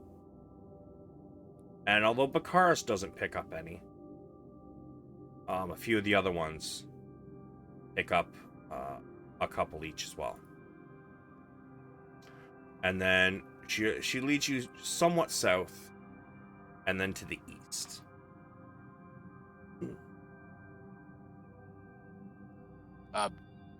Bronn tries to ask if we need our horses separated from the wagon, if we're abandoning the wagon. Yes. Yeah, like you guys are taking each a horse, right? Yeah, Bronn, upon hearing that, as quick as he can carry his little legs, runs across and starts to unfasten the horses. And if that's not going fast enough, he's going to take his, I'm pretty sure I have a dagger, I'm going to check. If not, I'm going to try to cut them out as well, just to be as fast as possible. Yeah. Everybody ends up getting a horse. You guys head slightly south for about another mile, and then you guys head about 6 miles east. I want to stay as close as I can to Bakaris and his horse. Sure. Anything you want to do on the way? I swig my whiskey. Stare a hole in the back of dude's head. I would like to ride beside Katzel and ask her a few things.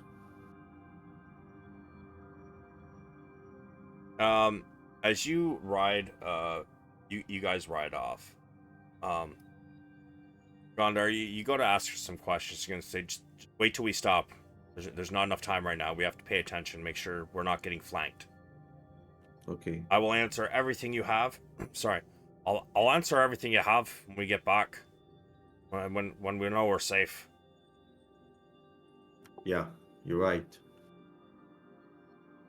So you guys head to the east, about 6 miles. And on the way there, we are going to take our 10-minute break. Whiskey break. Yeah. Everybody, we will be back in just 10 minutes from now, so we will see you there. I'm going to need to know the names of all these Calamans. And we are back, everybody. So, you guys head a few miles east. Got a map I can give you guys for it.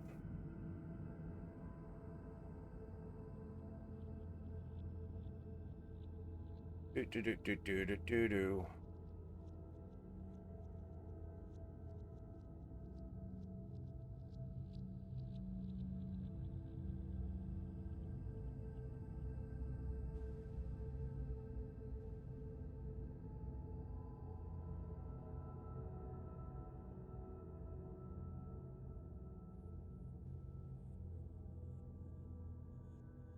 So we've got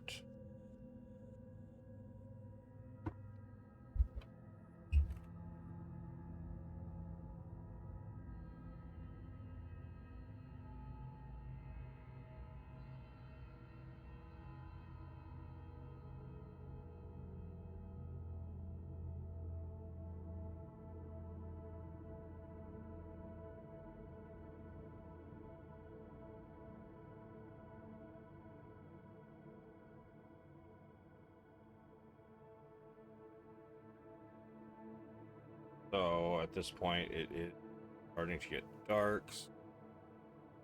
Sun. Off daylight. No.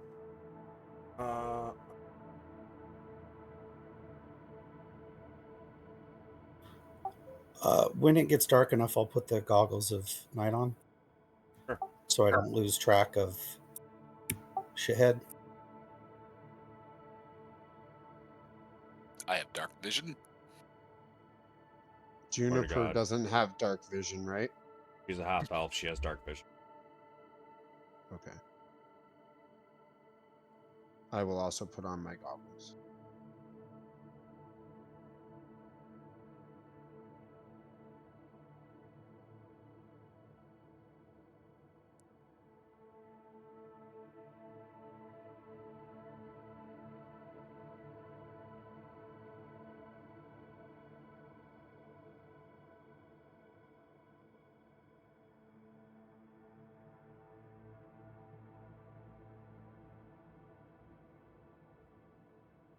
I don't remember what happened. I was riding a horse and now we're camping. Sorry, I should have done this during the break. I forgot. Prep this. My bad.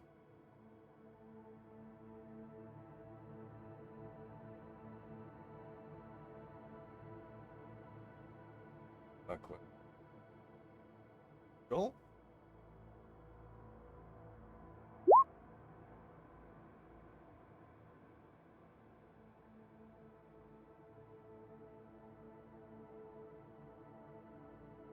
Old Bacaris.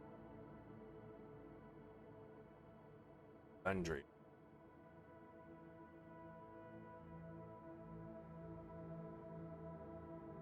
Where I had something.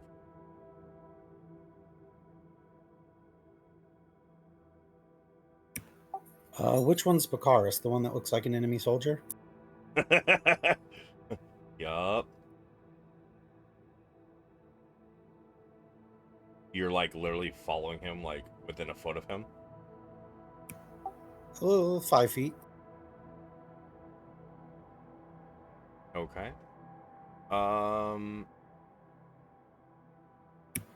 If he gets more than 60 feet from me, I'm going to put Hunter's Mark on him.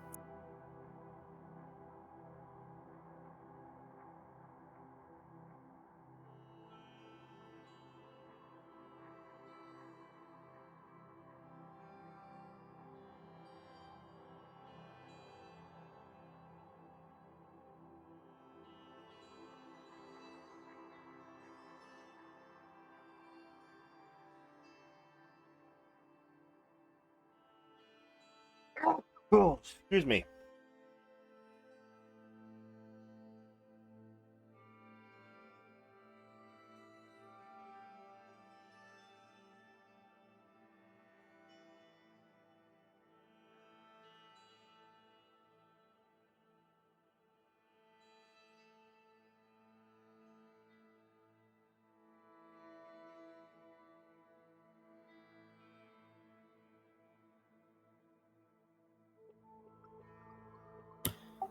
How does a concentration spell work if you need to sleep during it? Like if it has a duration of up to a day, but it requires concentration? What spell? Hunter's Mark? If you upcast it, it can last up to a day, but you'd probably sleep during that 24 hours? No, if you sleep, you lose concentration. Okay. If you short rest, Short rest is not sleeping. Short rest is like walking, sitting. It's just non-strenuous activity. What a short rest. so you But you can't can't hold maintain it. your concentration. Yeah, you can. During a short rest, you can hold concentration. During a long rest, you can't because you're sleeping, or if you're doing reverie or whatever.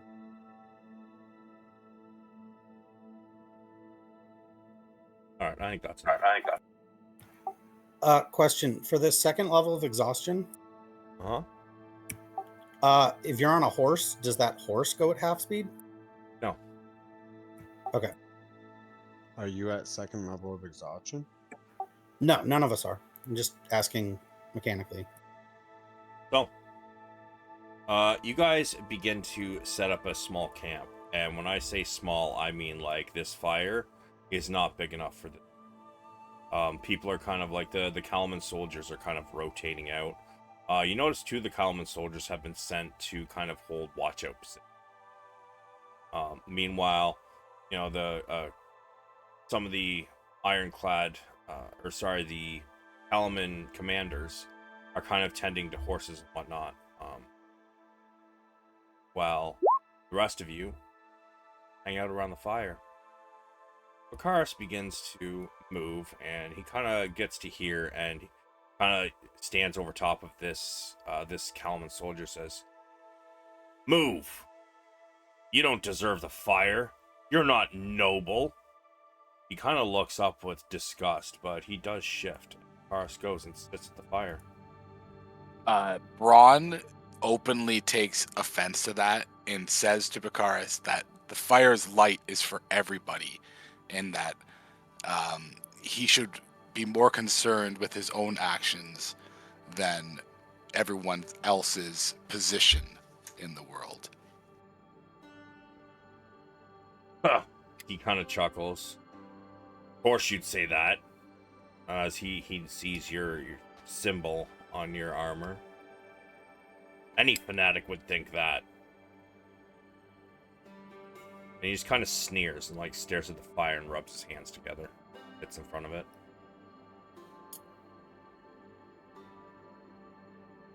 You should really watch how you talk to him. You know, you may be a big shot when we're in the cities, but we're in the woods now, and you're gonna be sleeping next to a bear. He looks over at you. He's like, says I'll be sleeping. I don't trust any of you. I still think that one of you killed my boy.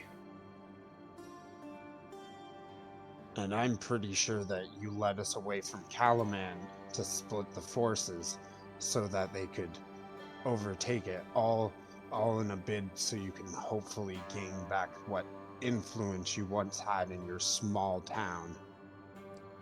I immediately follow him up and say, "It is an interesting point, Bakaris. Why would you decide to lead the army out here when an attack is imminent? It seems like a fool's errand." He kind of sneers, but he remains silent. But Cudgel speaks up. Easy, lads. He's not that smart. He's an idiot, not a traitor. He kind of sneers at her, and she just smiles back at him. A fucking putz.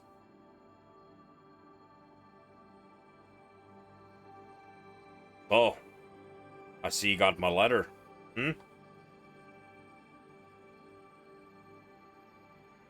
What happened? Well, after y'all left the city council got word contingent Dragon Army troops had broken away. Oh wait, that's the wrong area I'm reading. Sorry. I already know.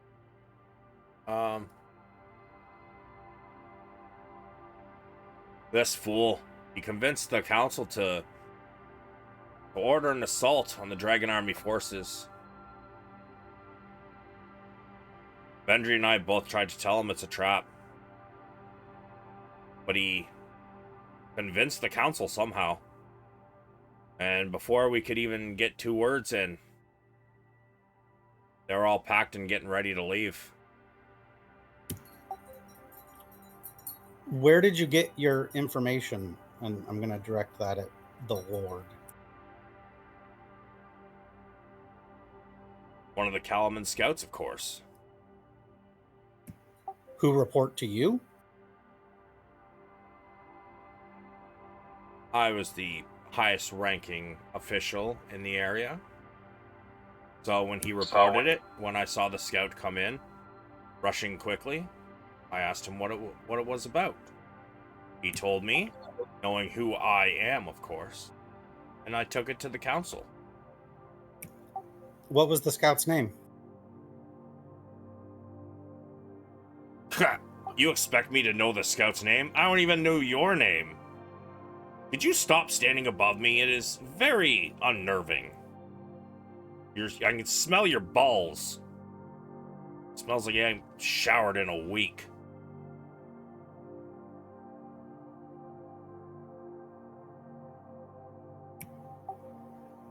Padraig does not move. I will scratch my I nuts. get even closer to Bakaris after hearing him say that. Bronn is sharing all of his dragonel meat with everyone, except for Bakaris. Yeah, you pull out this this large, basically handful of meat that's just fallen off the bone, and this sucker's still piping hot. And you kind of just let it rest in your gauntlet. It's kind of heating up your gauntlets quick, and you start passing it around.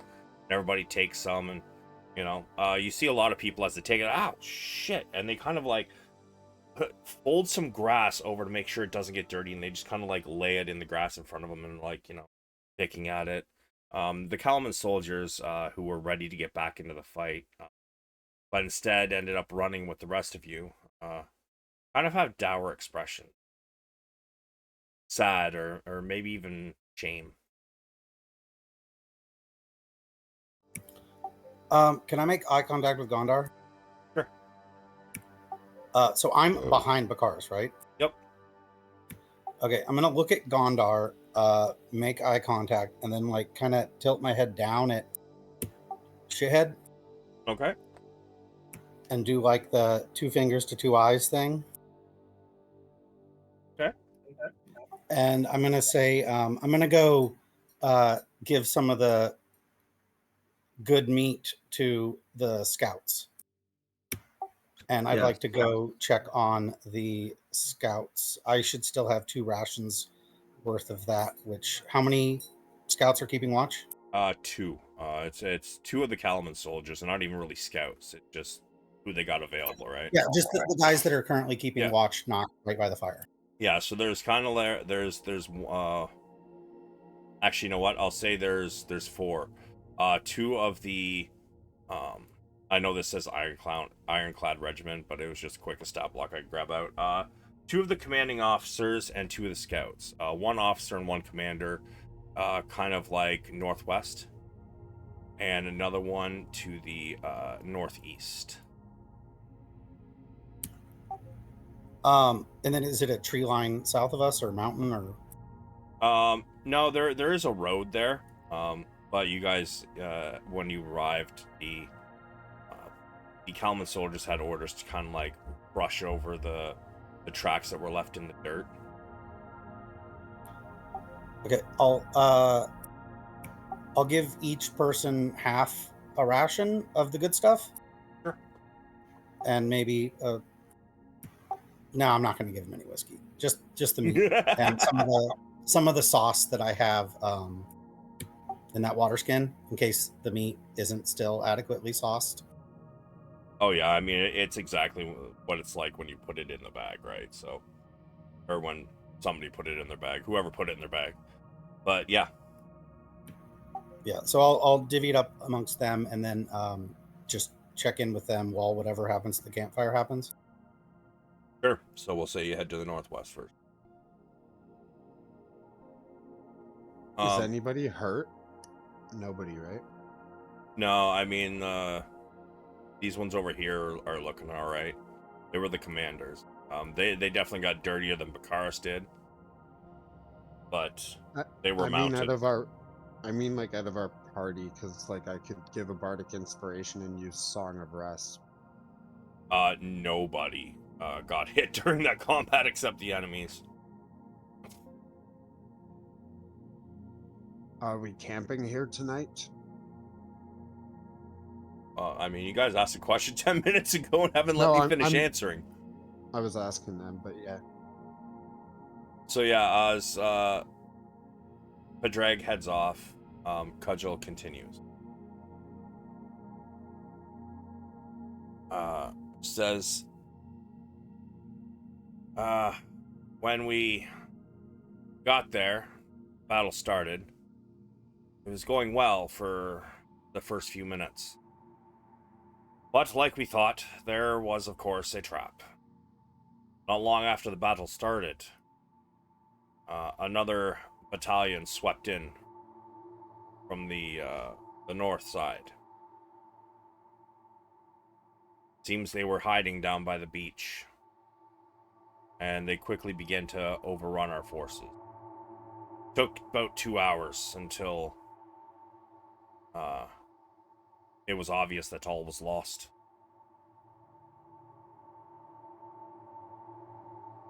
Myself, Bendry, the other commanders, we all called for a retreat. Of course, the fool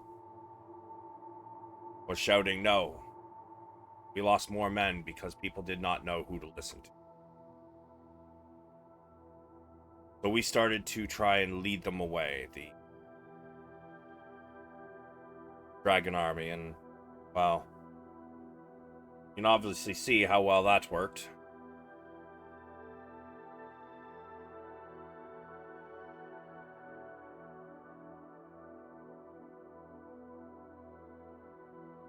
Well, you can't blame someone for being a complete fool.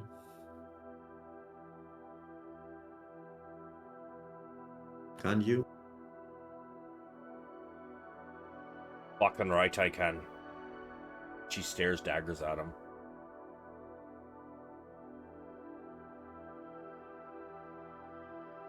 I agree. Definitely blame him.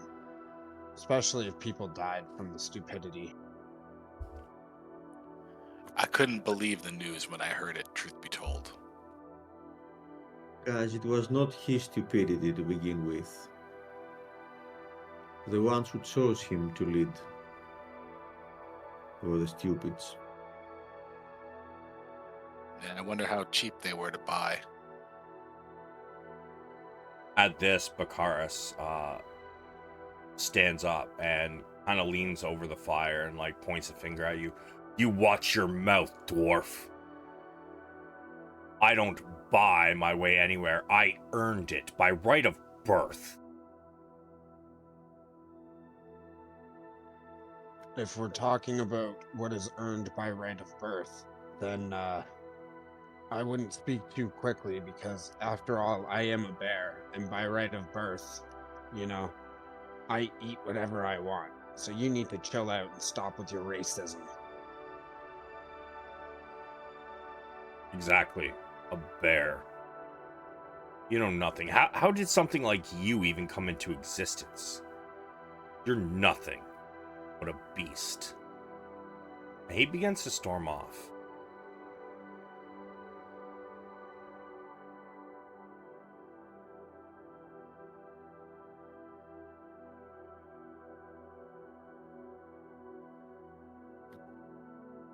I Is he out tried of to sight? follow his movement in the darkness. You're gonna track him? Yes. Sure. Go ahead. You can follow him.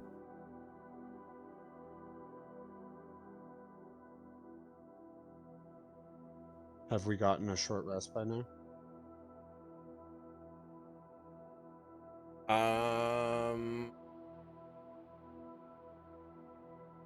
I mean, probably not yet. You guys have only been here for like 20 minutes, maybe.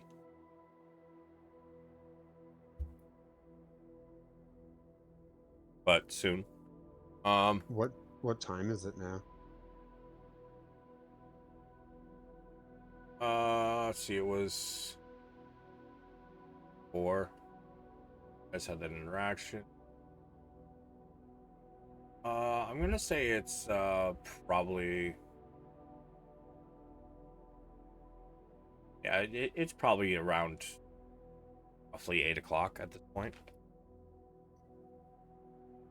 Do you think I should be going and checking how far off those troops are that were following us? I could turn into bats and slyly go see. Cudgel chuckles. Be my guest if you wish. But, the reason we stopped is we're pretty sure they stopped following. Most of them were on foot. They wouldn't be able to catch up to us. All right. Well, I trust your judgment more than probably anyone around here besides my compatriots right here. So I'll believe you.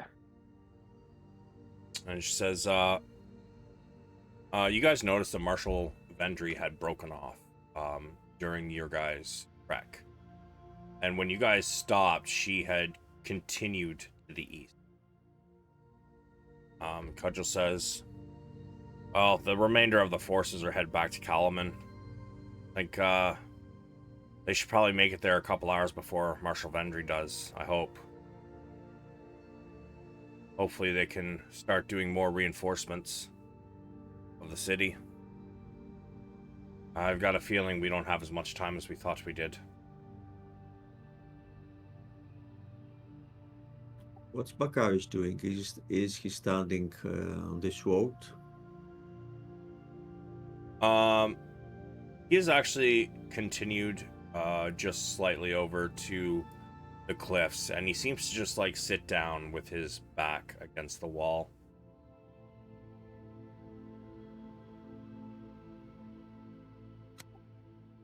I stay at a hidden as much as possible place and do not take my eyes off him.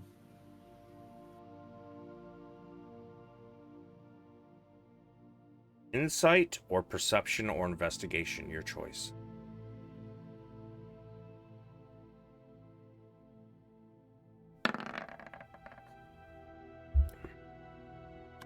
It was time for a good roll. You notice that as he sits there and he kind of has his knees up, he's got his like elbows kind of resting on his knees and his hands like kind of around his forehead and face area, and he seems to be like his shoulders seem to be moving up and down a little bit. As you sit there and listen for a moment, you begin. You're pretty sure you hear soft crying.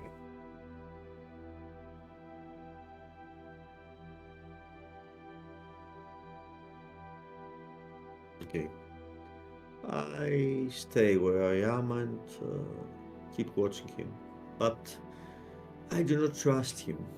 I'm always trying to see whether he's doing something more than that, or even if it is really crying, what he does.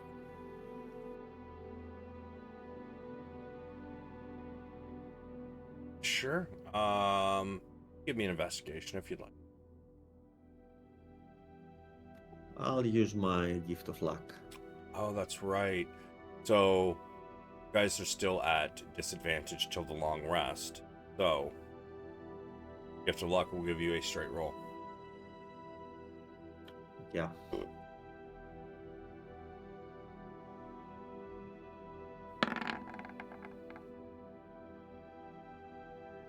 You're pretty sure it seems like he's just crying.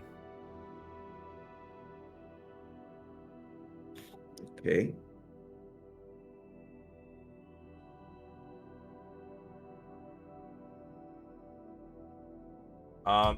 While this is going on, Padraig, you've headed to the northwest to go check on one of the commanders and one of the Kalaman soldier scout. As you approach, I'm assuming you're not trying to be hidden. No. Okay. So a twig snaps underneath your boots, and you hear a sword unsheath. Halt! Who goes there?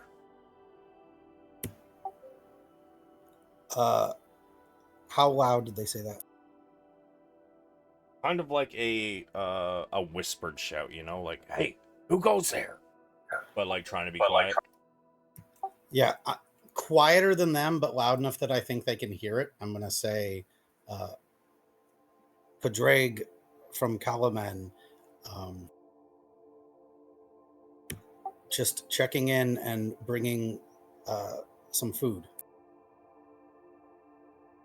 You see a sword kind of like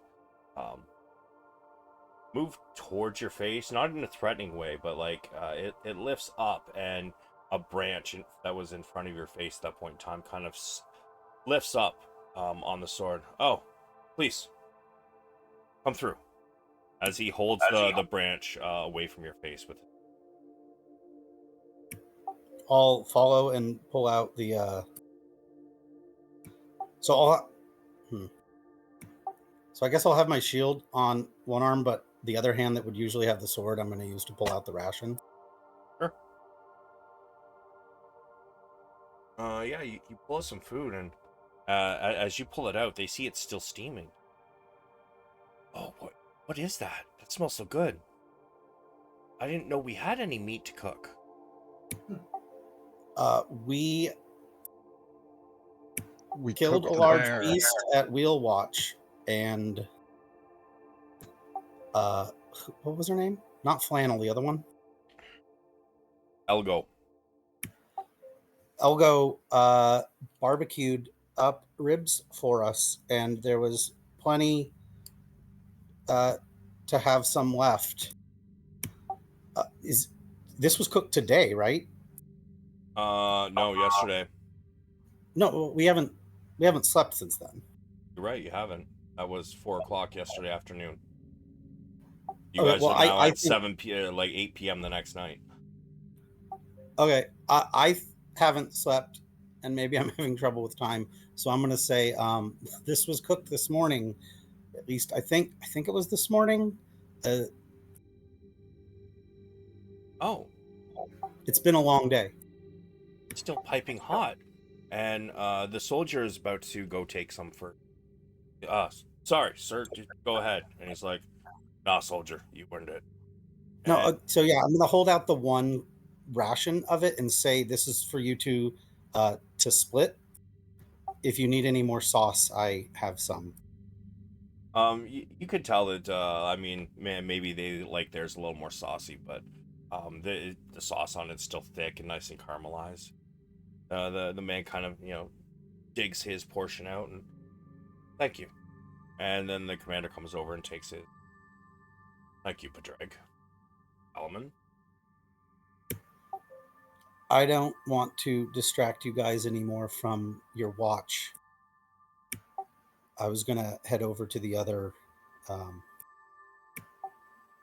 watch post to give some to the two men there. We appreciate it. And they immediately start digging in. Their eyes go wide. Who made this? Elgo, you said? She's a kinder, right? Yes. Yeah, I'd say the finest kinder chef this side of the Vanguard. Oh, does she have a place in Kalaman? Did she say where she was going? Nope. And when he's asking more like, a restaurant or tavern or something where it would be served. I'll say that she is an adventurer and is hard to pin down. We're lucky to have met her when we did. Oh, this is fantastic. And they both, even the commander, kind of loses his manners, and he just kind of scarfs it down. I've never tasted something so good. But the meat, though, what is it? It tastes different. Dragonelle? They both kind of like choke and cough. As sorry, what? Like a dragon, but smaller, easier to kill, and delicious after being slow roasted. Huh. Never had any kind of dragonkin before. Delicious. Thank you, Padraig. And they continue eating. As I leave, I'll tell them, you guys keep an eye out, and if either of you starts to get tired, come get relieved. Of course. Thank you. And then I'm gonna head back towards the campfire in case anything crazy has happened before heading to the northeast one. Sure. You get back, and you notice Gondar sneaking off down here, seemingly trying to remain quiet. You don't see Bakaris anywhere in sight.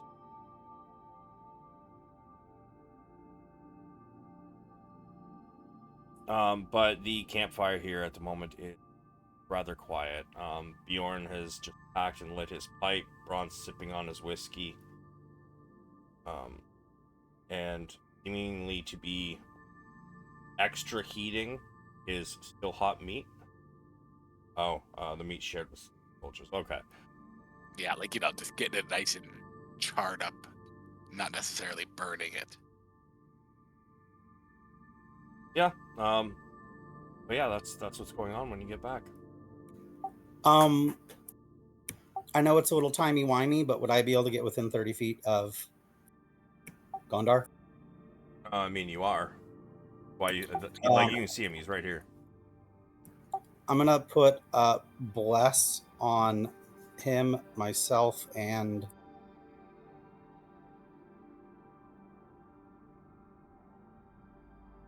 I think Bronn. Wait, Bronn? I've seen you use bless before, right? Yes. Okay. Gondar, myself, and Bjorn. So the three of you have blessed. So I'm gonna leave out Bronn, but he'll know the spell when I cast it because he has it too. Yeah. You all, Bjorn, Padraig, and Gondar, you all kind of feel like this sudden, not surge of energy necessarily, but heightened awareness.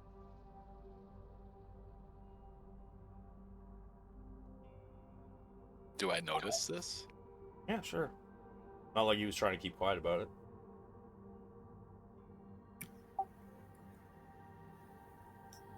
And then maybe like pat Bjorn on the shoulder and then probably head to the northeast.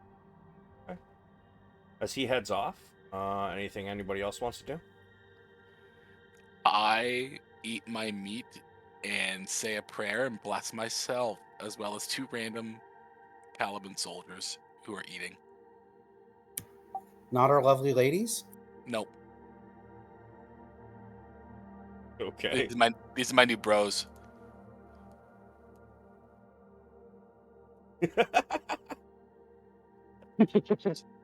Dwarves become sexist.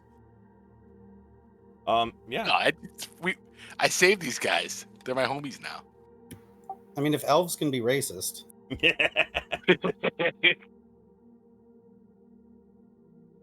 All right. Yeah, sure. So, sorry. What are you doing with the soldiers? I'm just eating meat with them, and I said a prayer and blessed. We said our prayers. Oh, okay. All right. Well, Padraig, you head off to the northeast. Same deal. Halt, who goes there?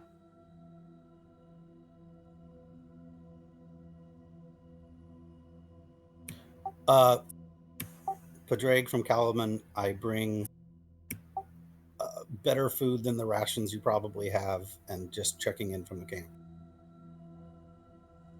Yeah, they basically tell you there's nothing going on. But they will kind of have pretty much, you have almost the exact same conversation with these guys. Who made it, what is it? They choke when they find out, but still enjoy it. Yeah, and I would give the exact same answers if the questions are the same. I don't have anything additional to volunteer information wise, and I would also give them the same let someone at camp know if you ever start to get tired, good job keeping watch, blah blah blah. Yeah, sure. Padraig, you then head off. While he's on his way back, however, Cudgel kind of like pulls out a bedroll. Well, we need to get up and move first thing in the morning. You all look exhausted. Try to get some rest. Bjorn turns his bag of holding upside down and like shakes out a pile of leaves. That's his bedding. As soon as the Can I- word. Sorry. Go ahead. I was just gonna say, as soon as Bronn hears the word "you must be exhausted," he realizes just how tired he is, and he kind of just immediately looks to go to bed too. Yeah, sure. You all settle in for the night. I want to get a hold of Cudgel after she says that before she gets too far from the campfire. Oh, she's not leaving the campfire. Okay, then I'll approach there. Yeah, as you come up, you see everybody's kind of like getting ready to crash out. She's already like got her bedroll and she's laying on it underneath a light blanket.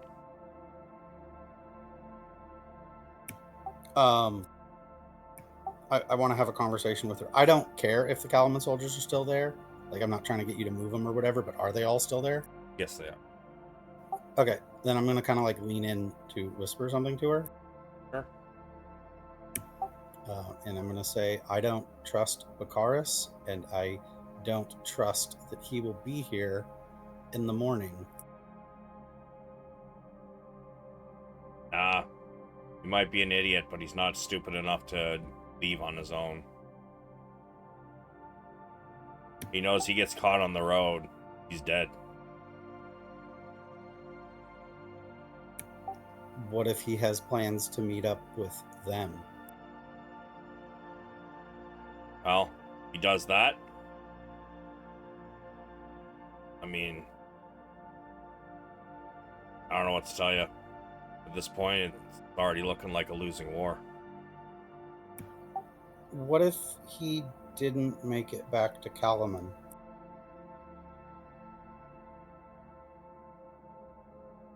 She kind of cocks an eye at you.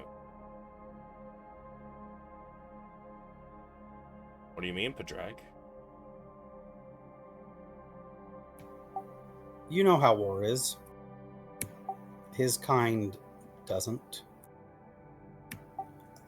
It's sad sometimes, but not everyone always makes it back. And sometimes that can be for the greater good.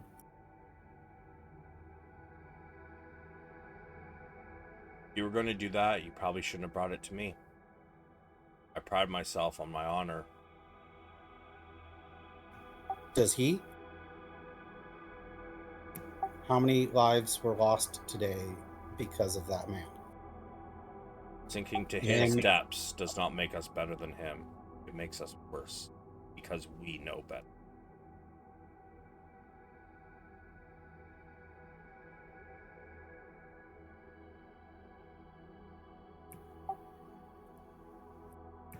The least I can do then is keep an eye on him. Need to be sleeping, Padraig. Mechanics question. Uh-huh.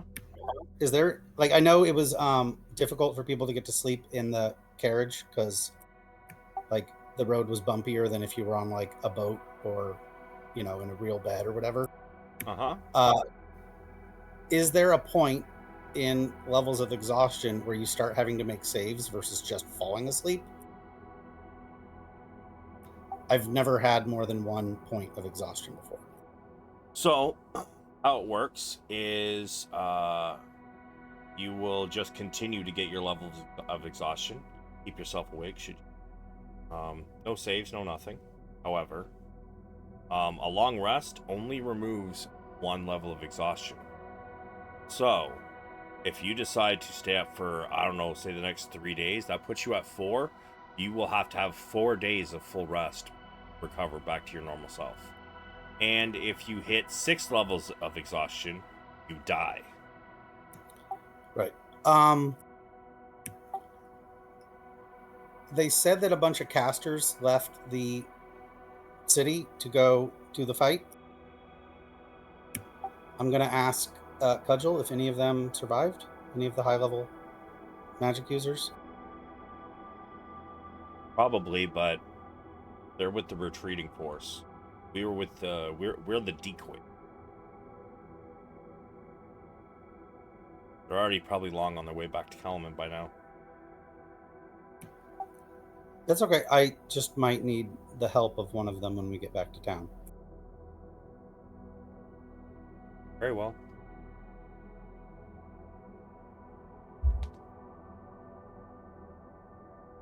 That all, Padraig. I must admit, I'm quite battle weary.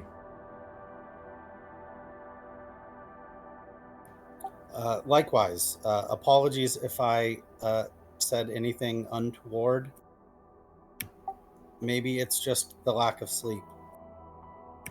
Maybe it's just seeing an unfamiliar face after long travels.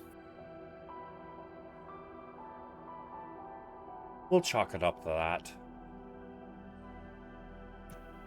And then I would probably head south towards the direction that I thought I saw Gondar going.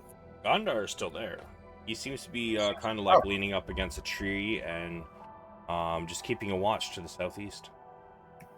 Oh, okay. My bad. So yeah, I'll head over to there. Sure. As everybody else begins to fall asleep, you approach Gondar.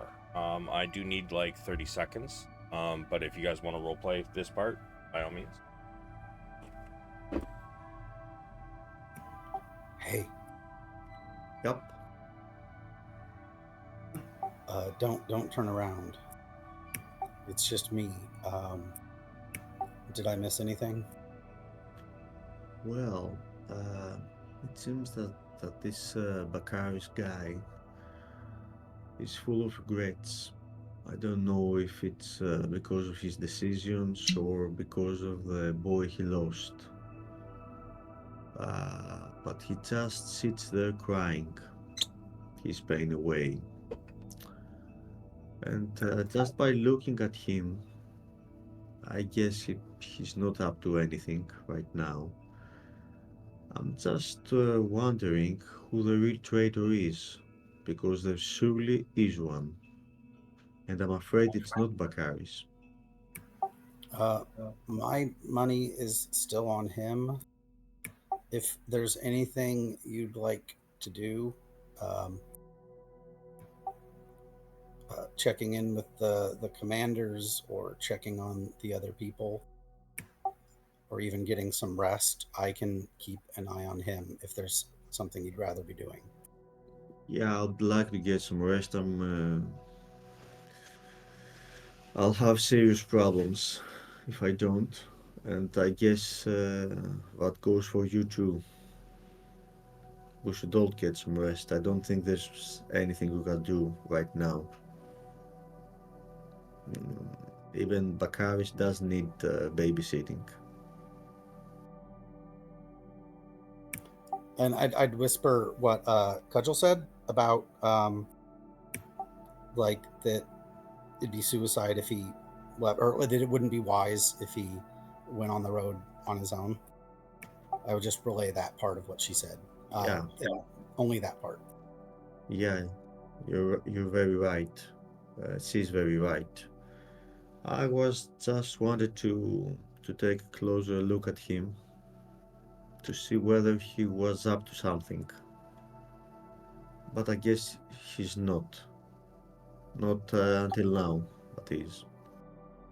One last thing, in case you are going to head to bed. Can you do that thing that makes me feel lucky again? Of course I can, my friend. Before going to bed, I'll cast Gift of Luck again. Each casting affects 2 people, so if there's anybody else missing a use of it, I'll gladly apply it. Is it That's touch or does totally- it have a range on it? Let me check.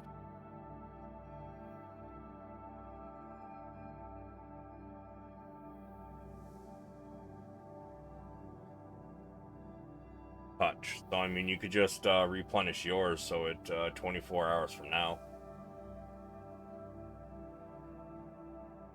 Oh shit! Yeah. You have to upcast it to 3rd to do more than one. That's what I'm doing. I can't. The spells I'm casting are always at third level. Yeah, Warlock has very few slots, but however many slots he has, it always casts at maximum level that he can cast. I Right. thought the default on it was 3 people and it went up at higher slots. I've gotten it enough times, but I've never like memorized the spell text. I'm probably mixing it up with 8 or Bless in my head. Yeah, 8 is 3 people, but Yeah, my I still crystal want book it. is I just just one. didn't realize how big it was. Mhm. Yeah, it would be great for a warlock to have 8.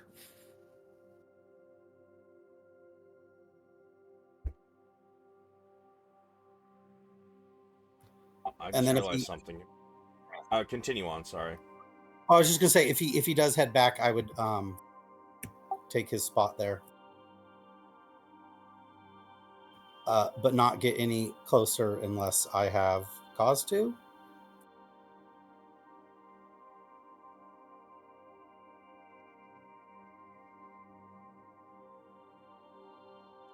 Sure. Looking up something. I didn't realize it was that low of people either.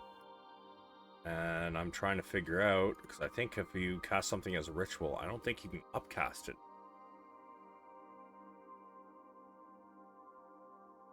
It was me that was using a ritual, and I didn't upcast mine. I'm not ritual casting. Oh, okay. Oh, no, I meant Bjorn, because I knew he was ritual casting it. Yeah, I never upcasted it. You cast on more than one person, did you not? I did the ritual multiple times. Okay, alright. Nope, that's fair then. Fair. I still don't understand how ritual affects spells other than making it take longer. What's the benefit if it It makes doesn't things take a spell slot. Oh shit! Yeah. So like if you So have my- if you have the if you have a class that is able to cast ritually, and you have a spell that can be cast as a ritual, then it won't take a spell slot.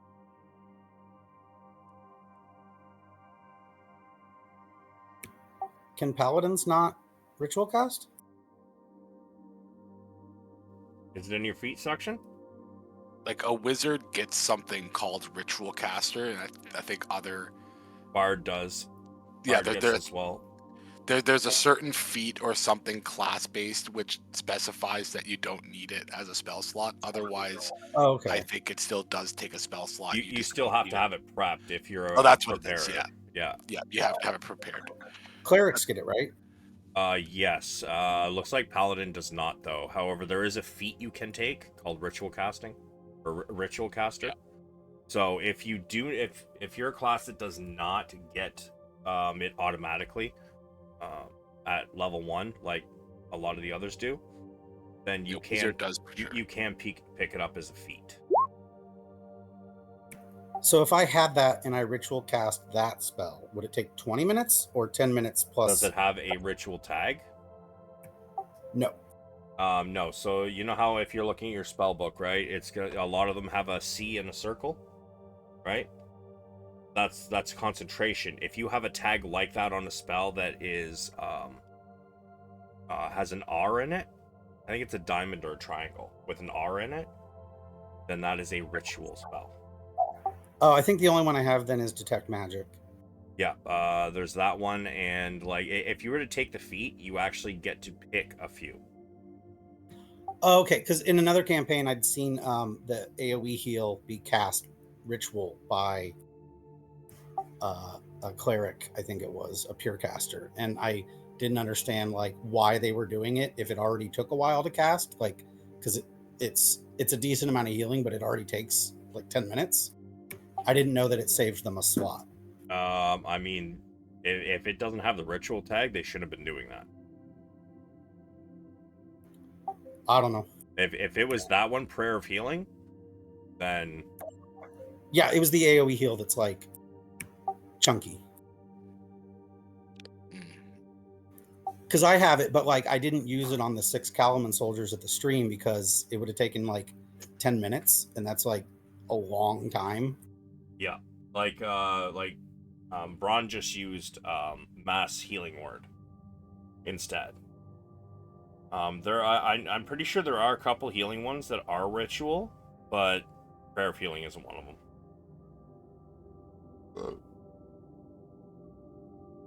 Yeah, like for ritual, I have identify, speak with animals, and the luck.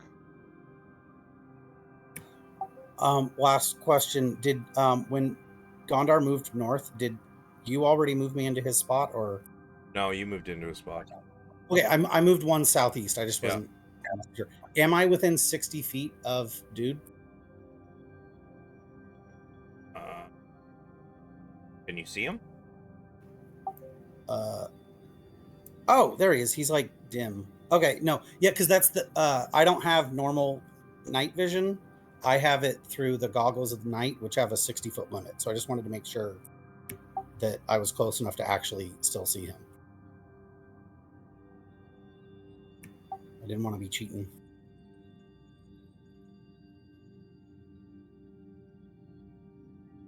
I'm just trying to figure something out. Oh yeah. Oh.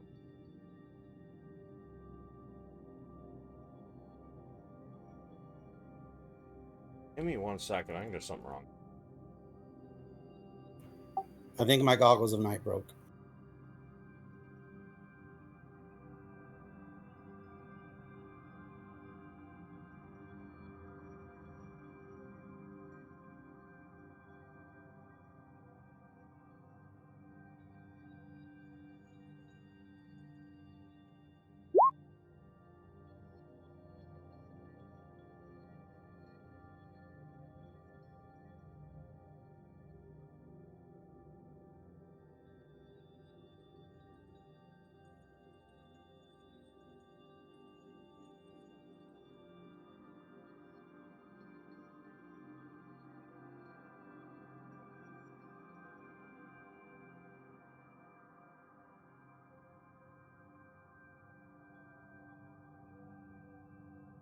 Okay.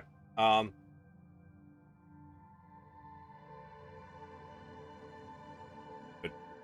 no, you disappeared off the map. That's why. Oh, okay. It went like grayscale. It's done that for some reason lately. Like, I don't know why, but there was an update and now fucking people's tokens just keep disappearing off the fucking map. Been like that in all of my games. But yeah, you guys settle in. Padraig, after 6 hours, are you going to wake Gondar or no? Do I have any idea how long people were planning to sleep for? Well, you know everybody's exhausted. And it takes 6 to 8 hours to get a long rest in, which means 6 hours would get rid of the level of exhaustion. If dude like sat there crying for 6 hours, I would have probably done something along the way. No, I would say like after an hour or so, he kind of like falls asleep.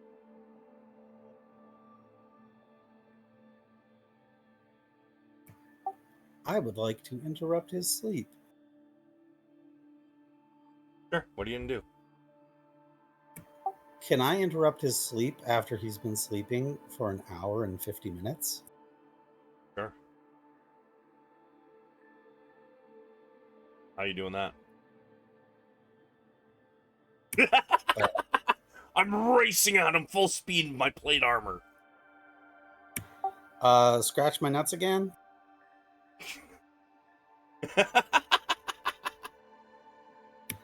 And kind of grab him between his neck and his shoulder and shake him a little bit. What? What do you want? Oh god, you fucking smell. Why are you sleeping out here? Shouldn't you be in the camp where it's a little bit more comfortable and warm and safe? I must have fallen asleep. What's it to you anyways?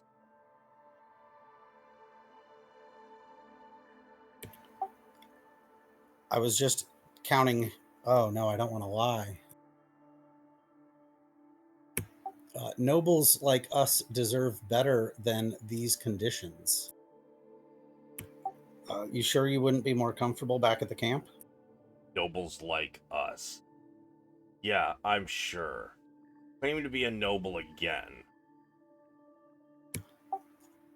I'm gonna hold the hand that smells like my balls in front of his face so he can see my signet ring. Holy shit! Yeah.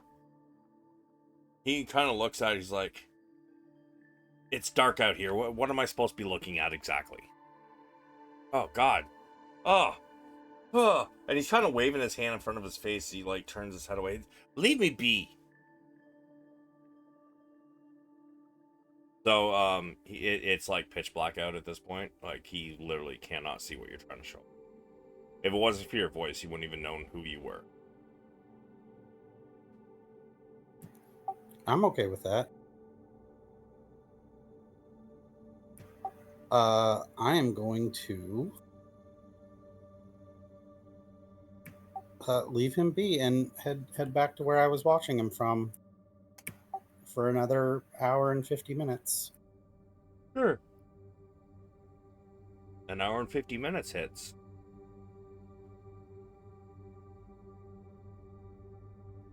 What would you like to do? Wake him up again. By the gods, would you leave me be?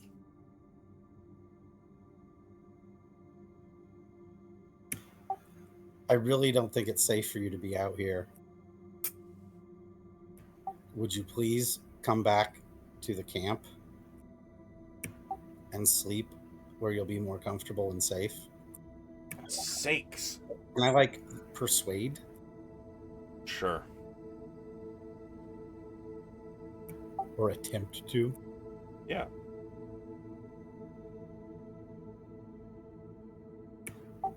Luck? Sure. Go straight roll. Very well. If it will if it will allow you to let me sleep, leave me be. Fine. He kind of struggles to stand up as you know, he's kind of hefty, and being in this position in the ground for like last several hours, he is extremely sore, stiff. Kind of like stands up and begins to walk over.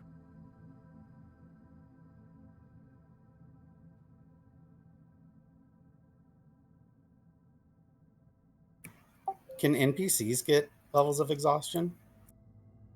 That's what you're going for, isn't it? I don't know. Sure. Just curious. Why not? Don't see why not.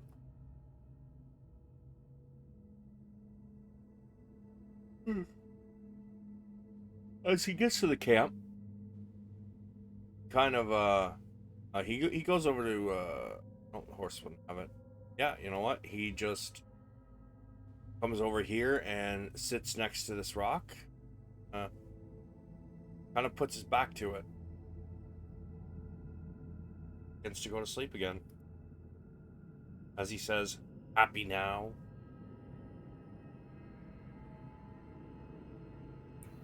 I'm not gonna reply verbally. So now it's been almost 4 hours. Yeah.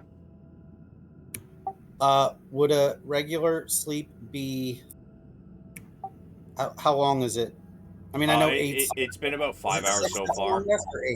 A long rest is 6 to 8. I mean, if you guys are gonna try to shorten it to 6 all the time, I'm gonna be like, no, but 6 hours, you know, once in a while instead of 8, it's doable.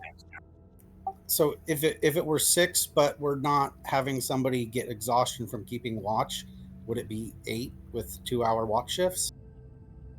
I would assume Calaman soldiers are doing the watch. And we went to bed at like 8 o'clock? At this point, it's been 5 hours since you guys went to bed. We'll just leave it at that. But when we laid down, it was like 5. I'm just saying it was somewhere around there. It was somewhere around there. I don't know the exact time. I'm only asking because that would determine whether we'd get 6 or 8, because You know, like 6 hours from 7 would be what, 3 in the morning? You guys 1 got in the morning. you guys got here around 8, and then you guys had your conversations and all that stuff. I mean, you had to like set up camp. Sorry, you guys got here around like 6, and then by 8 o'clock, you guys were having your conversations, campus setups, etc., etc. So you guys probably crashed out around like 8:39. Before trying to get any rest, I'm going to check on the guys keeping watch again. I just want to see if they've been relieved. If I think it's been more than 4 hours. Actually, yeah, they would have come by and they would have got some of the other soldiers to replace them. From where I was standing watching Bakaris, would I have noticed that? Yeah, I'll say definitely. Okay. So I know that they've been relieved, so they're not trying to pull an all-nighter. No. Then I have no good reason to check on them again. Are all the horses being kept at the same spot? Yeah, they're all basically like tied to trees over in that area, slightly to the east.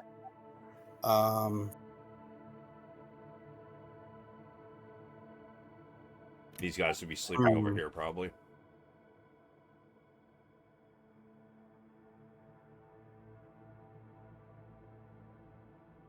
I guess I'll go over here and get a cat nap just for RP. Like a cat nap, or are you sleeping straight through? I mean, I'm gonna try to sleep, but I'm not expecting to get a full sleep. That's up to the gods. Okay. One of which I say a prayer to before going to sleep, to please watch over these men, and unless the gods will it, don't allow Bakaris to hurt any more of them.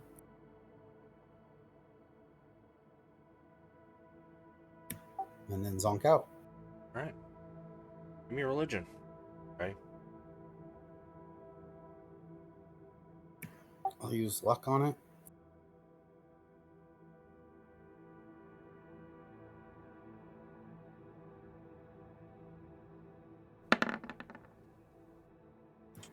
Because I'm Palanthas's worst paladin. Yeah, you don't feel anything. Feel like maybe your prayer got lost in the ether, or maybe you just don't have the strength to make your prayer heard. It's wartime. They're probably busy. But yeah, you fall asleep. About 3 hours after he falls asleep, the rest of you begin to wake up, except for Bakaris. All isms exhausted.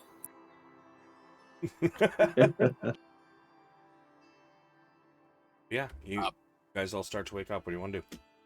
Bronn preps spells kind of first thing and just kind of stokes the fire and just preps the spells. Okay, well, that takes about an hour to prep spells. Sure. Yeah. While he's doing that, Gondar, Bjorn, what are you two doing? I'm gonna take a big gulp out of my flask of whiskey that I burned all my spell slots to get. I break fast. Sure. And while they're like cooking and stuff, can I pull out my my How to Hunt Bears book, and if Juniper or Cudgel's up, maybe ask them if they would help me learn? They both give you the same answer. Like, maybe later, Bjorn. Right now, we need to pack up camp and get ready to move out. Well, then I'm gonna help them pack up. Okay. I scoop all my leaves back into my bag of holding. All right. And as camp is getting packed up, it's about packed up and ready to go. About 4 hours after you've gone to sleep, which would put it at roughly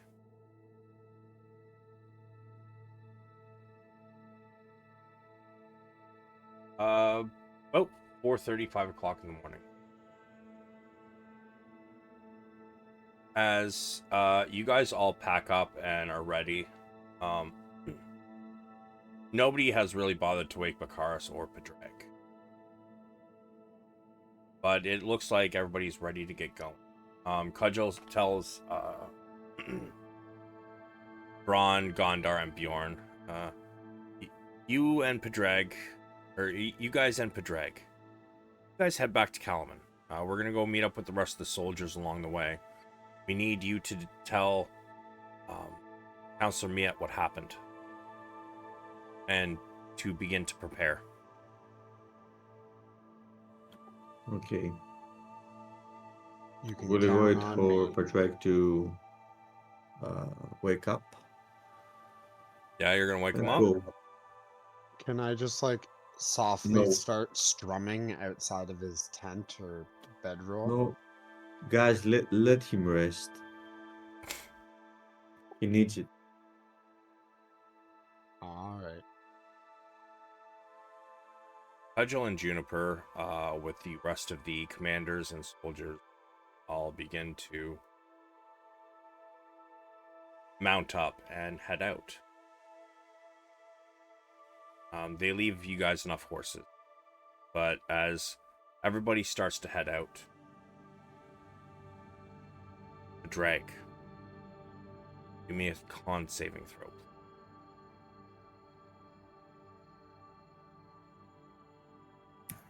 Straight?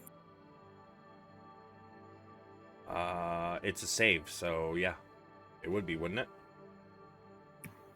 Can I use my last charge of luck? Sure.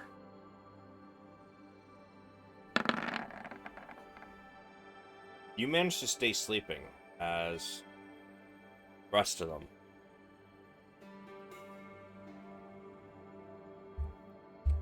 all head out. However, one of them did wake up Bakaris and kind of like threw him up onto a horse, and Bakaris is like trying to keep up with him, but he's kind of like lazing off in the saddle, like trying not to fall off as he's damn near falling back asleep.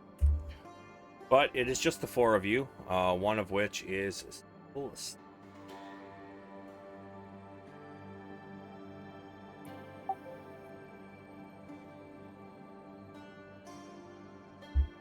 Well, I'll just walk forward a little bit. I won't get too far, and I imagine we'll be packing up soon. I'll be close, I say as I just kind of go to the tree line, just to make sure we have a good scouting perception.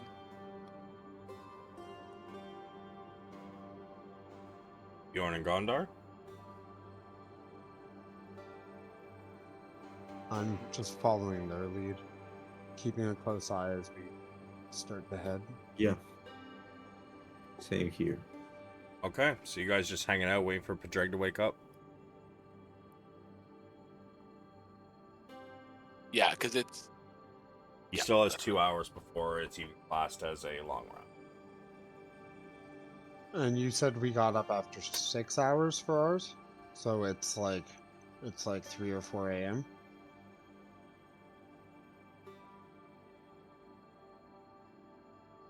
I said like 5 a.m., right?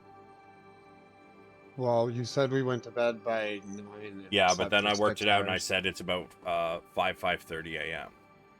By the time you guys wake up, you like take the hour to do your casting and whatnot, yeah. And he only went to bed 3 hours before you guys. So by the time you guys did your hour of like him prepping spells, you helping him pack up camp and shit, he's been asleep for 4 hours, and it is roughly 6:30 in the morning. I'll follow your guys' lead. Well, I think Bronn will likely kind of just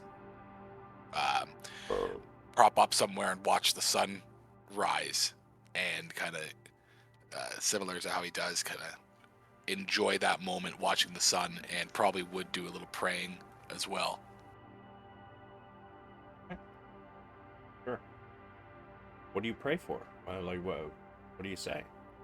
As a new dawn rises, I just pray. I essentially just pray to myself for that strength to kind of start fresh with all the death and everything that we've had. A new day brings new light, new warmth. So I'm just kind of taking the day on that way, especially after all the thought of the loss that we had at the army with the decisions that were made.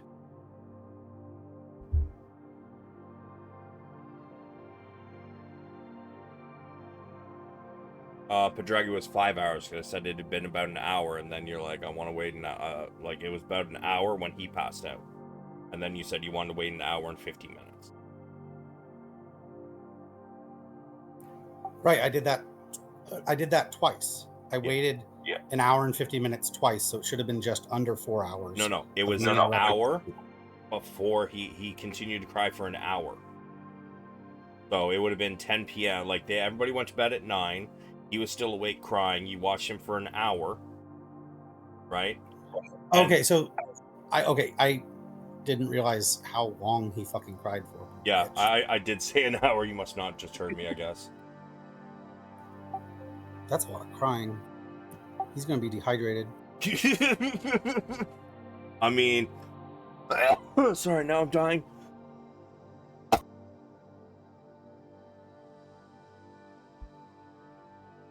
I mean, he lost his son to a murder. He just led a fucking contingent into battle and got crushed. And it's quite obvious that everybody hates him. So, I mean, the air of nobility will only take you so far when you begin to realize you might be a piece of shit. But yeah. Yep. So it hits about 6:30, which is, Bronn, you start praying. You can give me a religion. Can I be trying to read my book while he's doing that? I mean, you can try. Oh, I don't have exhaustion anymore. Well, that's fine. I mean, that's fine. You rolled that advantage anyways. Indeed. I don't have exhaustion. Well, then, yeah, obviously, you rolled an advantage. I saw 2 dice and I didn't even think. Kind of further to what Bronn was saying before, Bronn just admires the sun. He's like, no matter what, that thing just keeps coming up and shining. Yeah, you feel the light start to shine over the camp, and you can feel the warmth from the sunlight, but something deeper in, something favorable. And you take in the sunlight. But you guys wait until about 7:30. And at this point, you guys are unaware of how long Padraig has been sleeping. You don't technically know whether he would have had a long rest yet or not.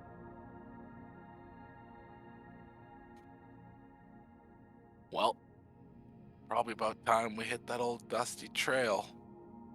Did we wake him?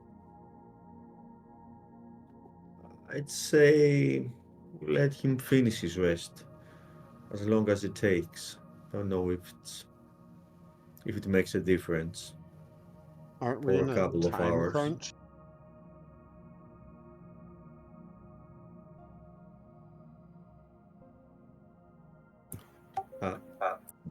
Can I say something that wouldn't be table talk, but is a mechanics statement? What's that? If we get more than 2 hours behind them, we can't make up the time because of how exhaustion works for horses. They are not taking the same route you are. Like the army isn't going straight back to Calamity. Okay, yeah, I don't know how maps work. Yeah, no, they're. I mean, I sort of do, but they're taking a more roundabout way because they want to make sure that like you guys were decoys, so you led them off. You guys led them away from the main force, but the main force isn't going to rush straight to Kalaman because on the chance that the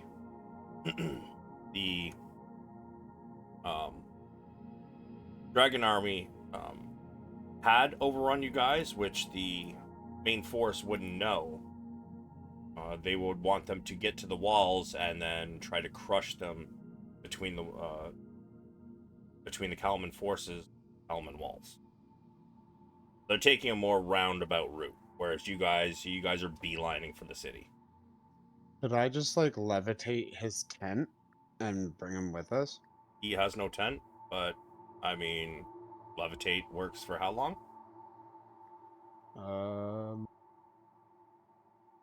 It worked for 10 minutes. 10 minutes, okay. And when it wears off? He will fall to the ground gently. Is it gently? Yep. When the spell ends, target floats gently to the ground. Okay. I think flies fall damage levitate isn't. Yeah. Because doesn't the end of fly say you hit the ground at like 30 feet per second or something? Or is it 30 feet per round? Fly, no. Fly, you just fall. Like free fall. Fly, you just free fall. Levitate, it says you descend slowly. Yeah, if like fly gets dispelled, I think you can take fall damage. Oh yeah, no, trust me, that's happened to me a couple times. I mean, and the one time I was like 70 feet up and I got hit. I lost concentration on a spell that gave me flight speed. I ate shit so fucking hard. 9.8 meters per second. Yeah. And at 70 feet, that's 14d6. We can give him till 8, but then I feel like we gotta go. I should have prayed for an alarm clock. Yeah, so you guys wait until 8. It hits that time. You guys head over and wake him up. And Padraig, as you wake up, you realize that everything's packed and you guys are the last ones left here. First thing I'm going to do is look around for Bakaris, probably by moving towards where the fire was, and he was on the other side of this rock. He is gone. Am I moving at half speed? No. Good. Is there a way mechanically I would be able to tell the difference between getting rid of a layer of exhaustion and gaining a new one, or remaining in the middle? Sorry, say that again? Do I know if I lost my other level of exhaustion? You lost or it. It's gone. Do I just know I didn't get another one? No, it's gone. Okay. I just wanted to click the button correctly. So as you notice, Bakaris is gone. Anything you want to do before you guys hop on your horses and piece the fuck out? I'm going to ask Gondar, where did he go? He went with the others. Are we catching up with them, or what's the plan? Sorry I slept so long. No, you needed to. Don't worry about that.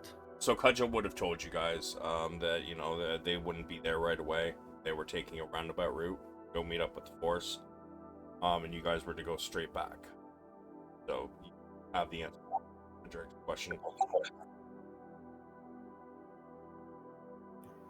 Does anybody tell me? Apparently not. Yeah, we do tell you, or I tell you. I would ask if anybody knows what route the larger remaining forces took. Are we taking 3 different routes back, or 2, or? Does it matter?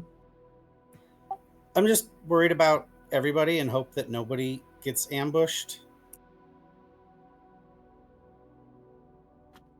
As I, make haste to get ready to get on the horse. I'm not trying to like delay us any. I'm just curious. I just woke up. Well, even if that's true, our main priority right now is to warn the city. Possibly make sure that nobody gives any more authority specifically military authority to this impotent. Does it look like the horses got restful night's sleep? Yeah, they're good. I would mention to the guys then that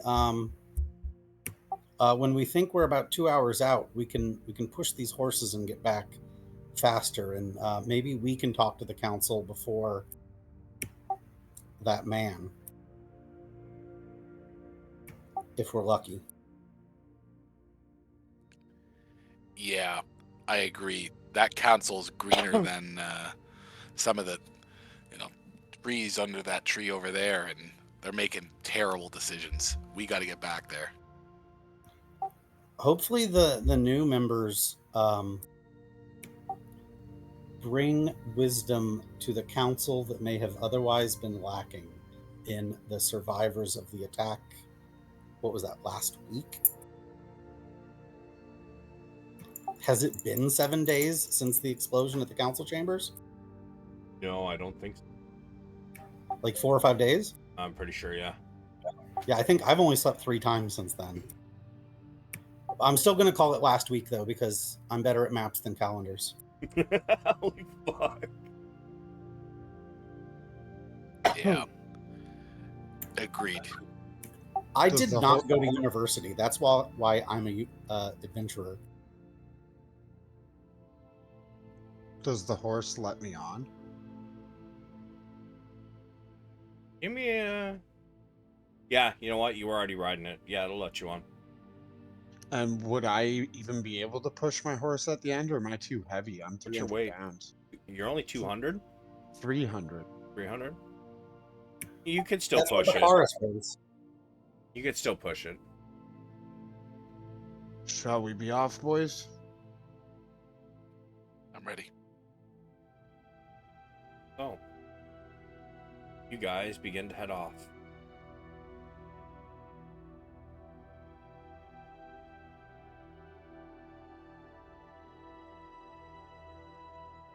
Teleported. It takes you guys about 5 hours. After pushing your horse. To start a ride, you can see the refugee camp, and the front area of it seems rather empty, which is strange. But as you guys get closer, you notice a crowd mills at the gate ahead. Dozens of commoners murmuring and excitedly looking past the portcullis. There's nothing to see, says the guard. Please, move along. What's all this about? Are you asking somebody or just commenting? I'm asking the group as we walk up, like, oh shit. I would they hold look up my Kalaman badge thingy too, as soon as I think they might be able to see it, just so that they don't attack us after the warning I gave the refugee camp before we left. Hey, Do they? hey, let them through. Padraig, Gondar, Bjorn, Bronn, welcome back. You got news from the front? Yes, we do. Who's that speaking? You don't know this one. You haven't really seen him before. Is it somebody in the refugee camp or a guard at the tower? This is the guard. I would just say the news is mixed and time is of the essence. I assume the council is available for an audience. I mean, you might have to wait a few moments. Like, what time is it now? Like regular daytime? Let's see, you guys left at roughly about 8:15. Took you about 5 hours. About 1:15 in the afternoon. Okay, so I would assume that they're not like asleep or on vacation. That when I asked that, like, Yeah. based on the time of day. I don't internally. I don't care about waiting a few moments. I'm just gonna look at the gate. Is it open? The gate is not currently open. The hand holding the Kalaman badge, I'm gonna make circles with it in the direction of the gate, Because I've already said time is of the essence, and the gate is still closed, and I'm a noble. He says, "Well, it's to let you know, they already have an audience at the moment, so you might have to wait a few minutes. It seems about an hour ago we had a Knight of Solamnia come in, and he's currently with the council." Do we have to wait until he's done to get inside the gate, or just to see the council? And I'm going to continue kind of like swirling my hand impatiently. Okay. He kind of open up. I gasp and say, "Do you think it could be Bedveer?"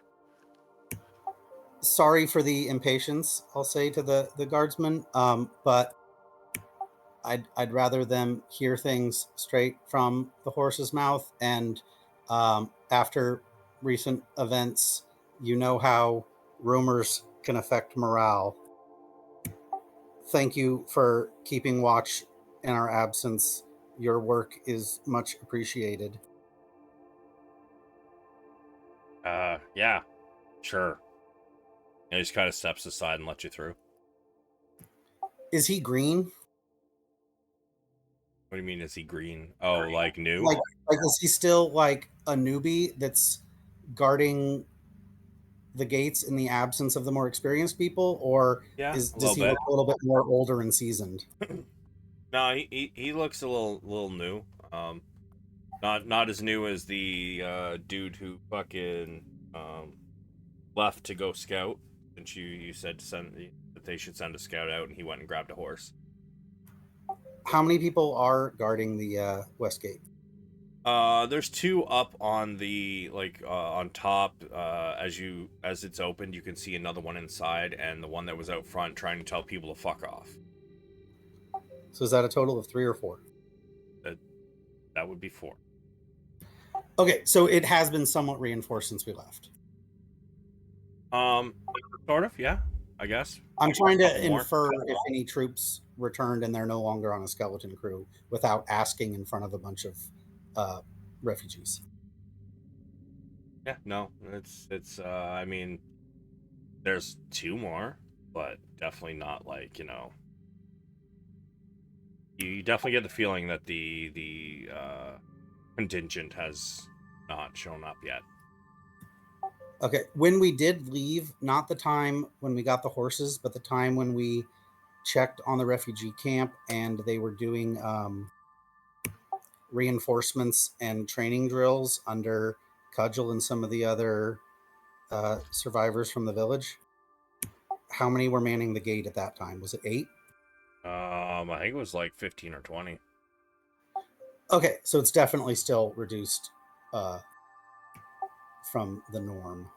Mm-hmm. Very much so. That's concerning, but I won't say anything out loud. I might just look concerned. Sure. And you guys head inside? Boop. Heading to the chamber, I would assume. Yeah, sure. Oh, are there stables at the gate? Are we supposed to these horses are probably plumb tuckered if we pushed them the last hour. Yeah, no, there's stables right inside the gate. Then I will get off my exhausted horse and look for somebody to take it from me. Yeah, there's a stable boy there who comes up as soon as you dismount.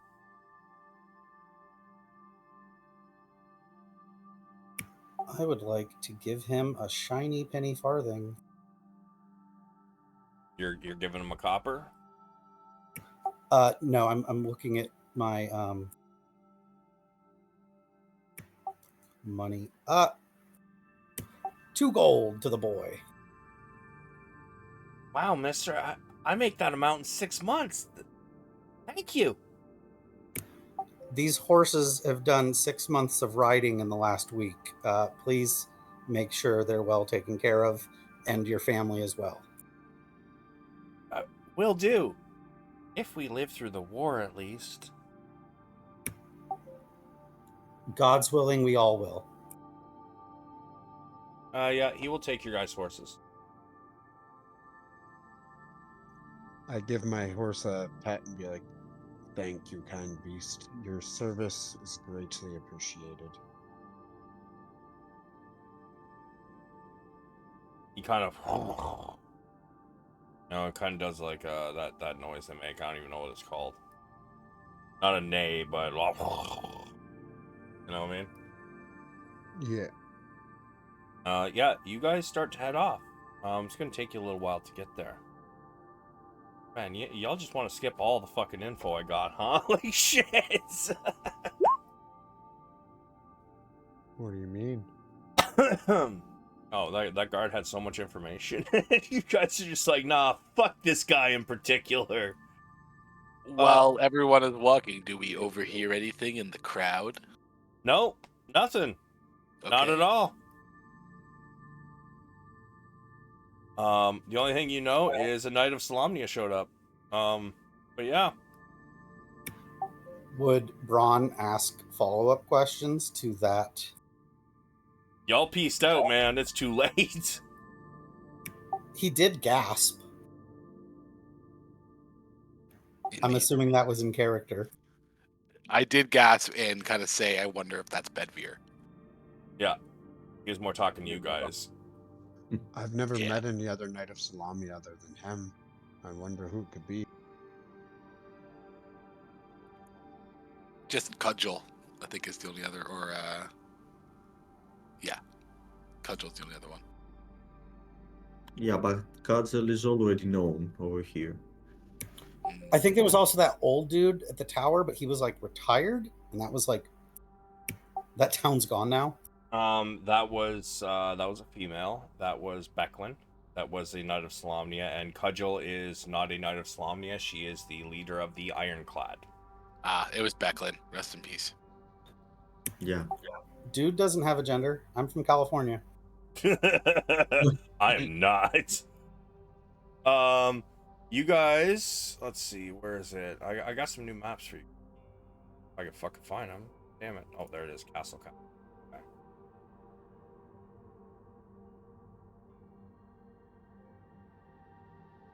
Oh, you guys already saw this map. Yeah, you guys approach the castle.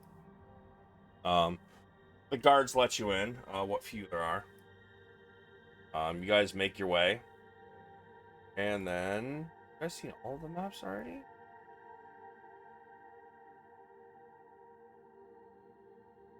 Oh, apparently you have. Okay, so Can I ask a guard on the way? Do you have any information of this knight that has arrived in the kingdom?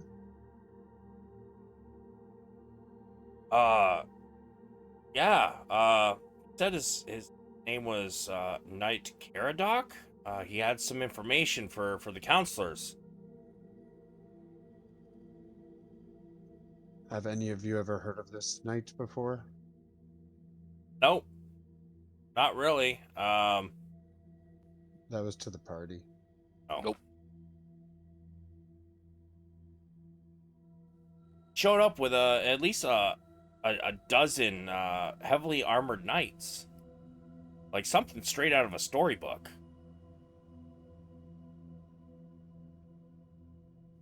Let's hope they're here to fight with us. I mean, Knights of Solamnia aren't really liked in these parts, but at this point, we're willing to take on any allies we can get. And, I mean, Knights of Solamnia had their downfall, but stories were always that, they were the good guys. Until, Lord Soth, of course. Who's Lord Soth? You all can give me a history.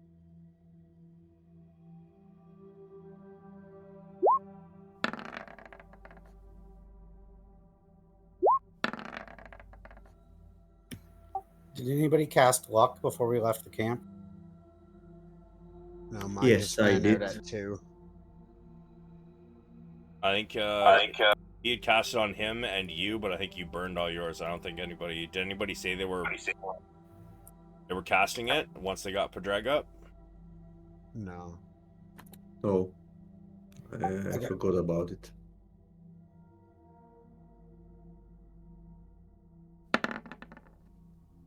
All right, Bjorn.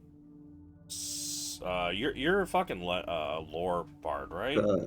Sorry, Yeah. guys. Your previous casting should be still up. Yeah, he wouldn't know that I burned all three because I didn't mention that I burned all three. Yeah. Okay. Bjorn, you're a lore bard, right? Yep. You've heard stories of Lord Soth. He was the Knight of Solamnia who turned, which was the reason for the downfall of the Knights of Solamnia. He turned into a Death Knight, which, give me one sec, I just have to check something before I say it and fuck it up.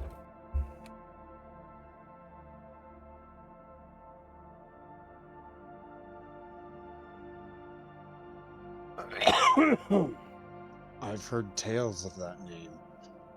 A Death Knight, if I'm not His name mistaken. has come up this campaign. Yes, he was from the Order of the Rose. Was known as a paragon of virtue and justice, but his pride led him down a dark path. The gods had given Soth a chance at redemption, charging him with confronting the king priest of Istar and averting the cataclysm. However, due to his pride, he abandoned his quest and allowed the cataclysm to devastate Krynn. As far as anybody knows, Soth perished during the cataclysm, but rose from the ashes as an undead horror. Some have said he is a Death Knight. They even say that he still overlooks the land from his castle, Gargard Keep.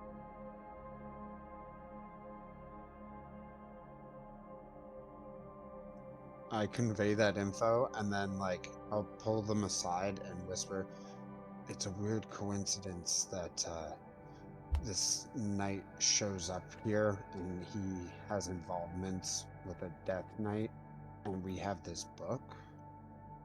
That he has involvements with Death Knight. Well, you just said he was from the same order as the Death Knight, the Lord Salvo. Lord Soth is from the Order of the Rose, which is a certain offshoot of the Knights of Solamnia. I never said what one that Knight Cardok was from. He's the one who made them all look bad once upon a time, but now they're fallen from grace and trying to make a good name for themselves. Yes, you would also know that what happened with Lord Soth was a very long time ago. If I remember correctly, it was hundreds of years ago.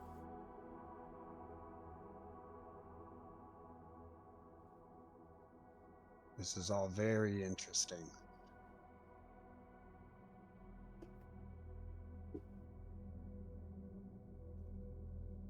Thank you for your info. We greatly appreciate. Yeah, no problem. My name's fuck, why'd I do that?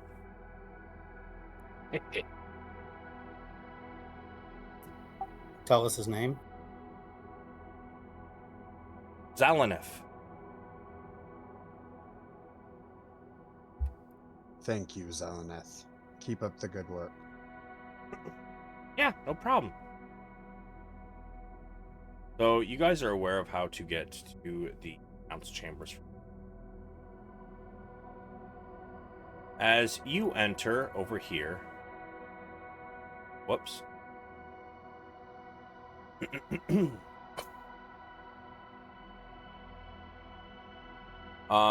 You guys entered through the courtyard, and you'd notice that it was largely deserted, other than Zalnef.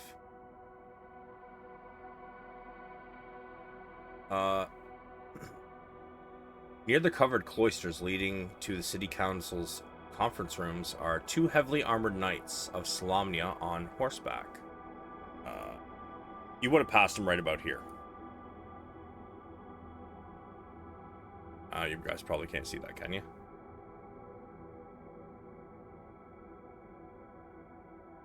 No. No, you cannot. So where you guys entered from outside, so like, you guys would have passed them right about here. Sorry, damn it, stop moving. You guys would have passed him right about here. And then Zalnif was, you know, you would have met him a little down the road. Sorry, I am fucking this all up, all kinds of ways.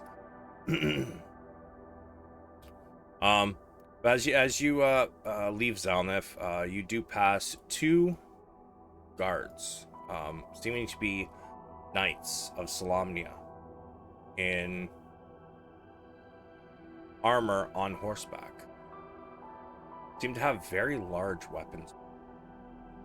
Something most people would find rather unwieldy.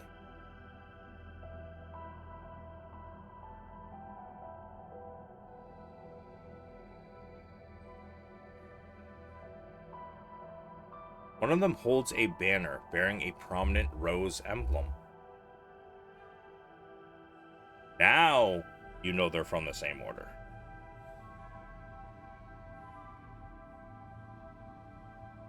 I convey that to him.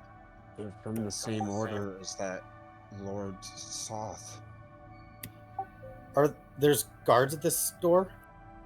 Yeah, I just don't have them out. That's all. It's okay. Can I talk to one of them? Sure. Is it the big dude and little dude that we've seen before? No. These are Knights of Solamnia. So the mountain and the kinder aren't here? No. Okay. I'm going to ask them if the traitor Baccharis has already received an audience with the council. Give me 1 second.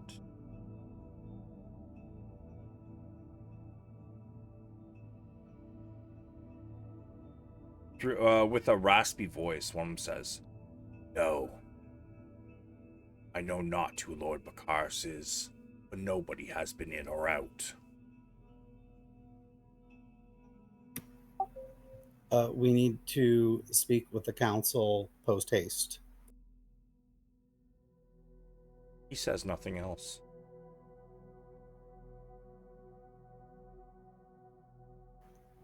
I will attempt to step by him. They don't stop you. I open the door. Oh, the door's open. So you guys enter here, and then you head toward council chamber. So, And Raspy, like he smokes cigars, or yeah, it's Or a bad like he's habit a for a nerd. night.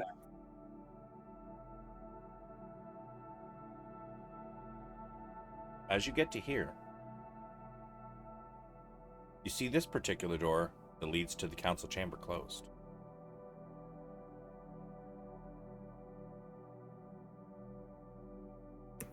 I open it.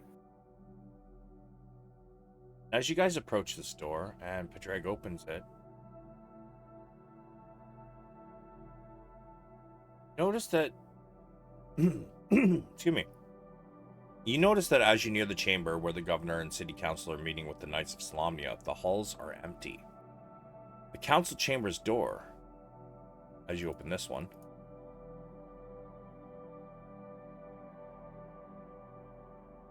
and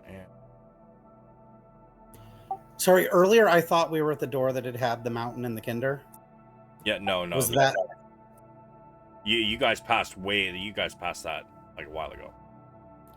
okay? You guys were, But I still haven't seen that pairing that No. I've seen here multiple times. you have not. That's weird.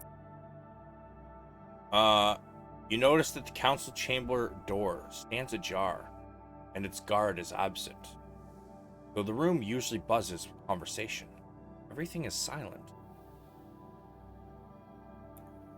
I want to head in.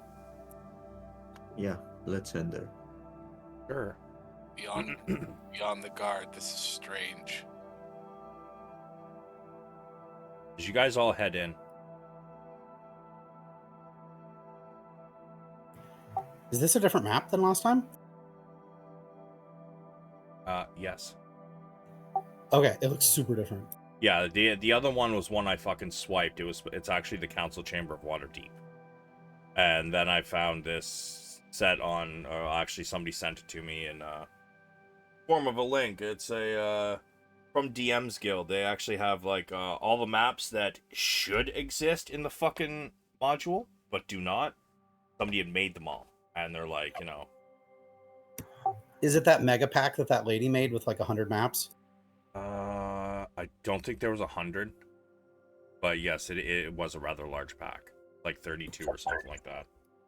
I saw something about that mega pack of maps when I was trying to find the sequel epilogue addendum to this campaign when I was talking about that before. Yeah, like this one is like she's got several map packs and she's got several ones for different modules.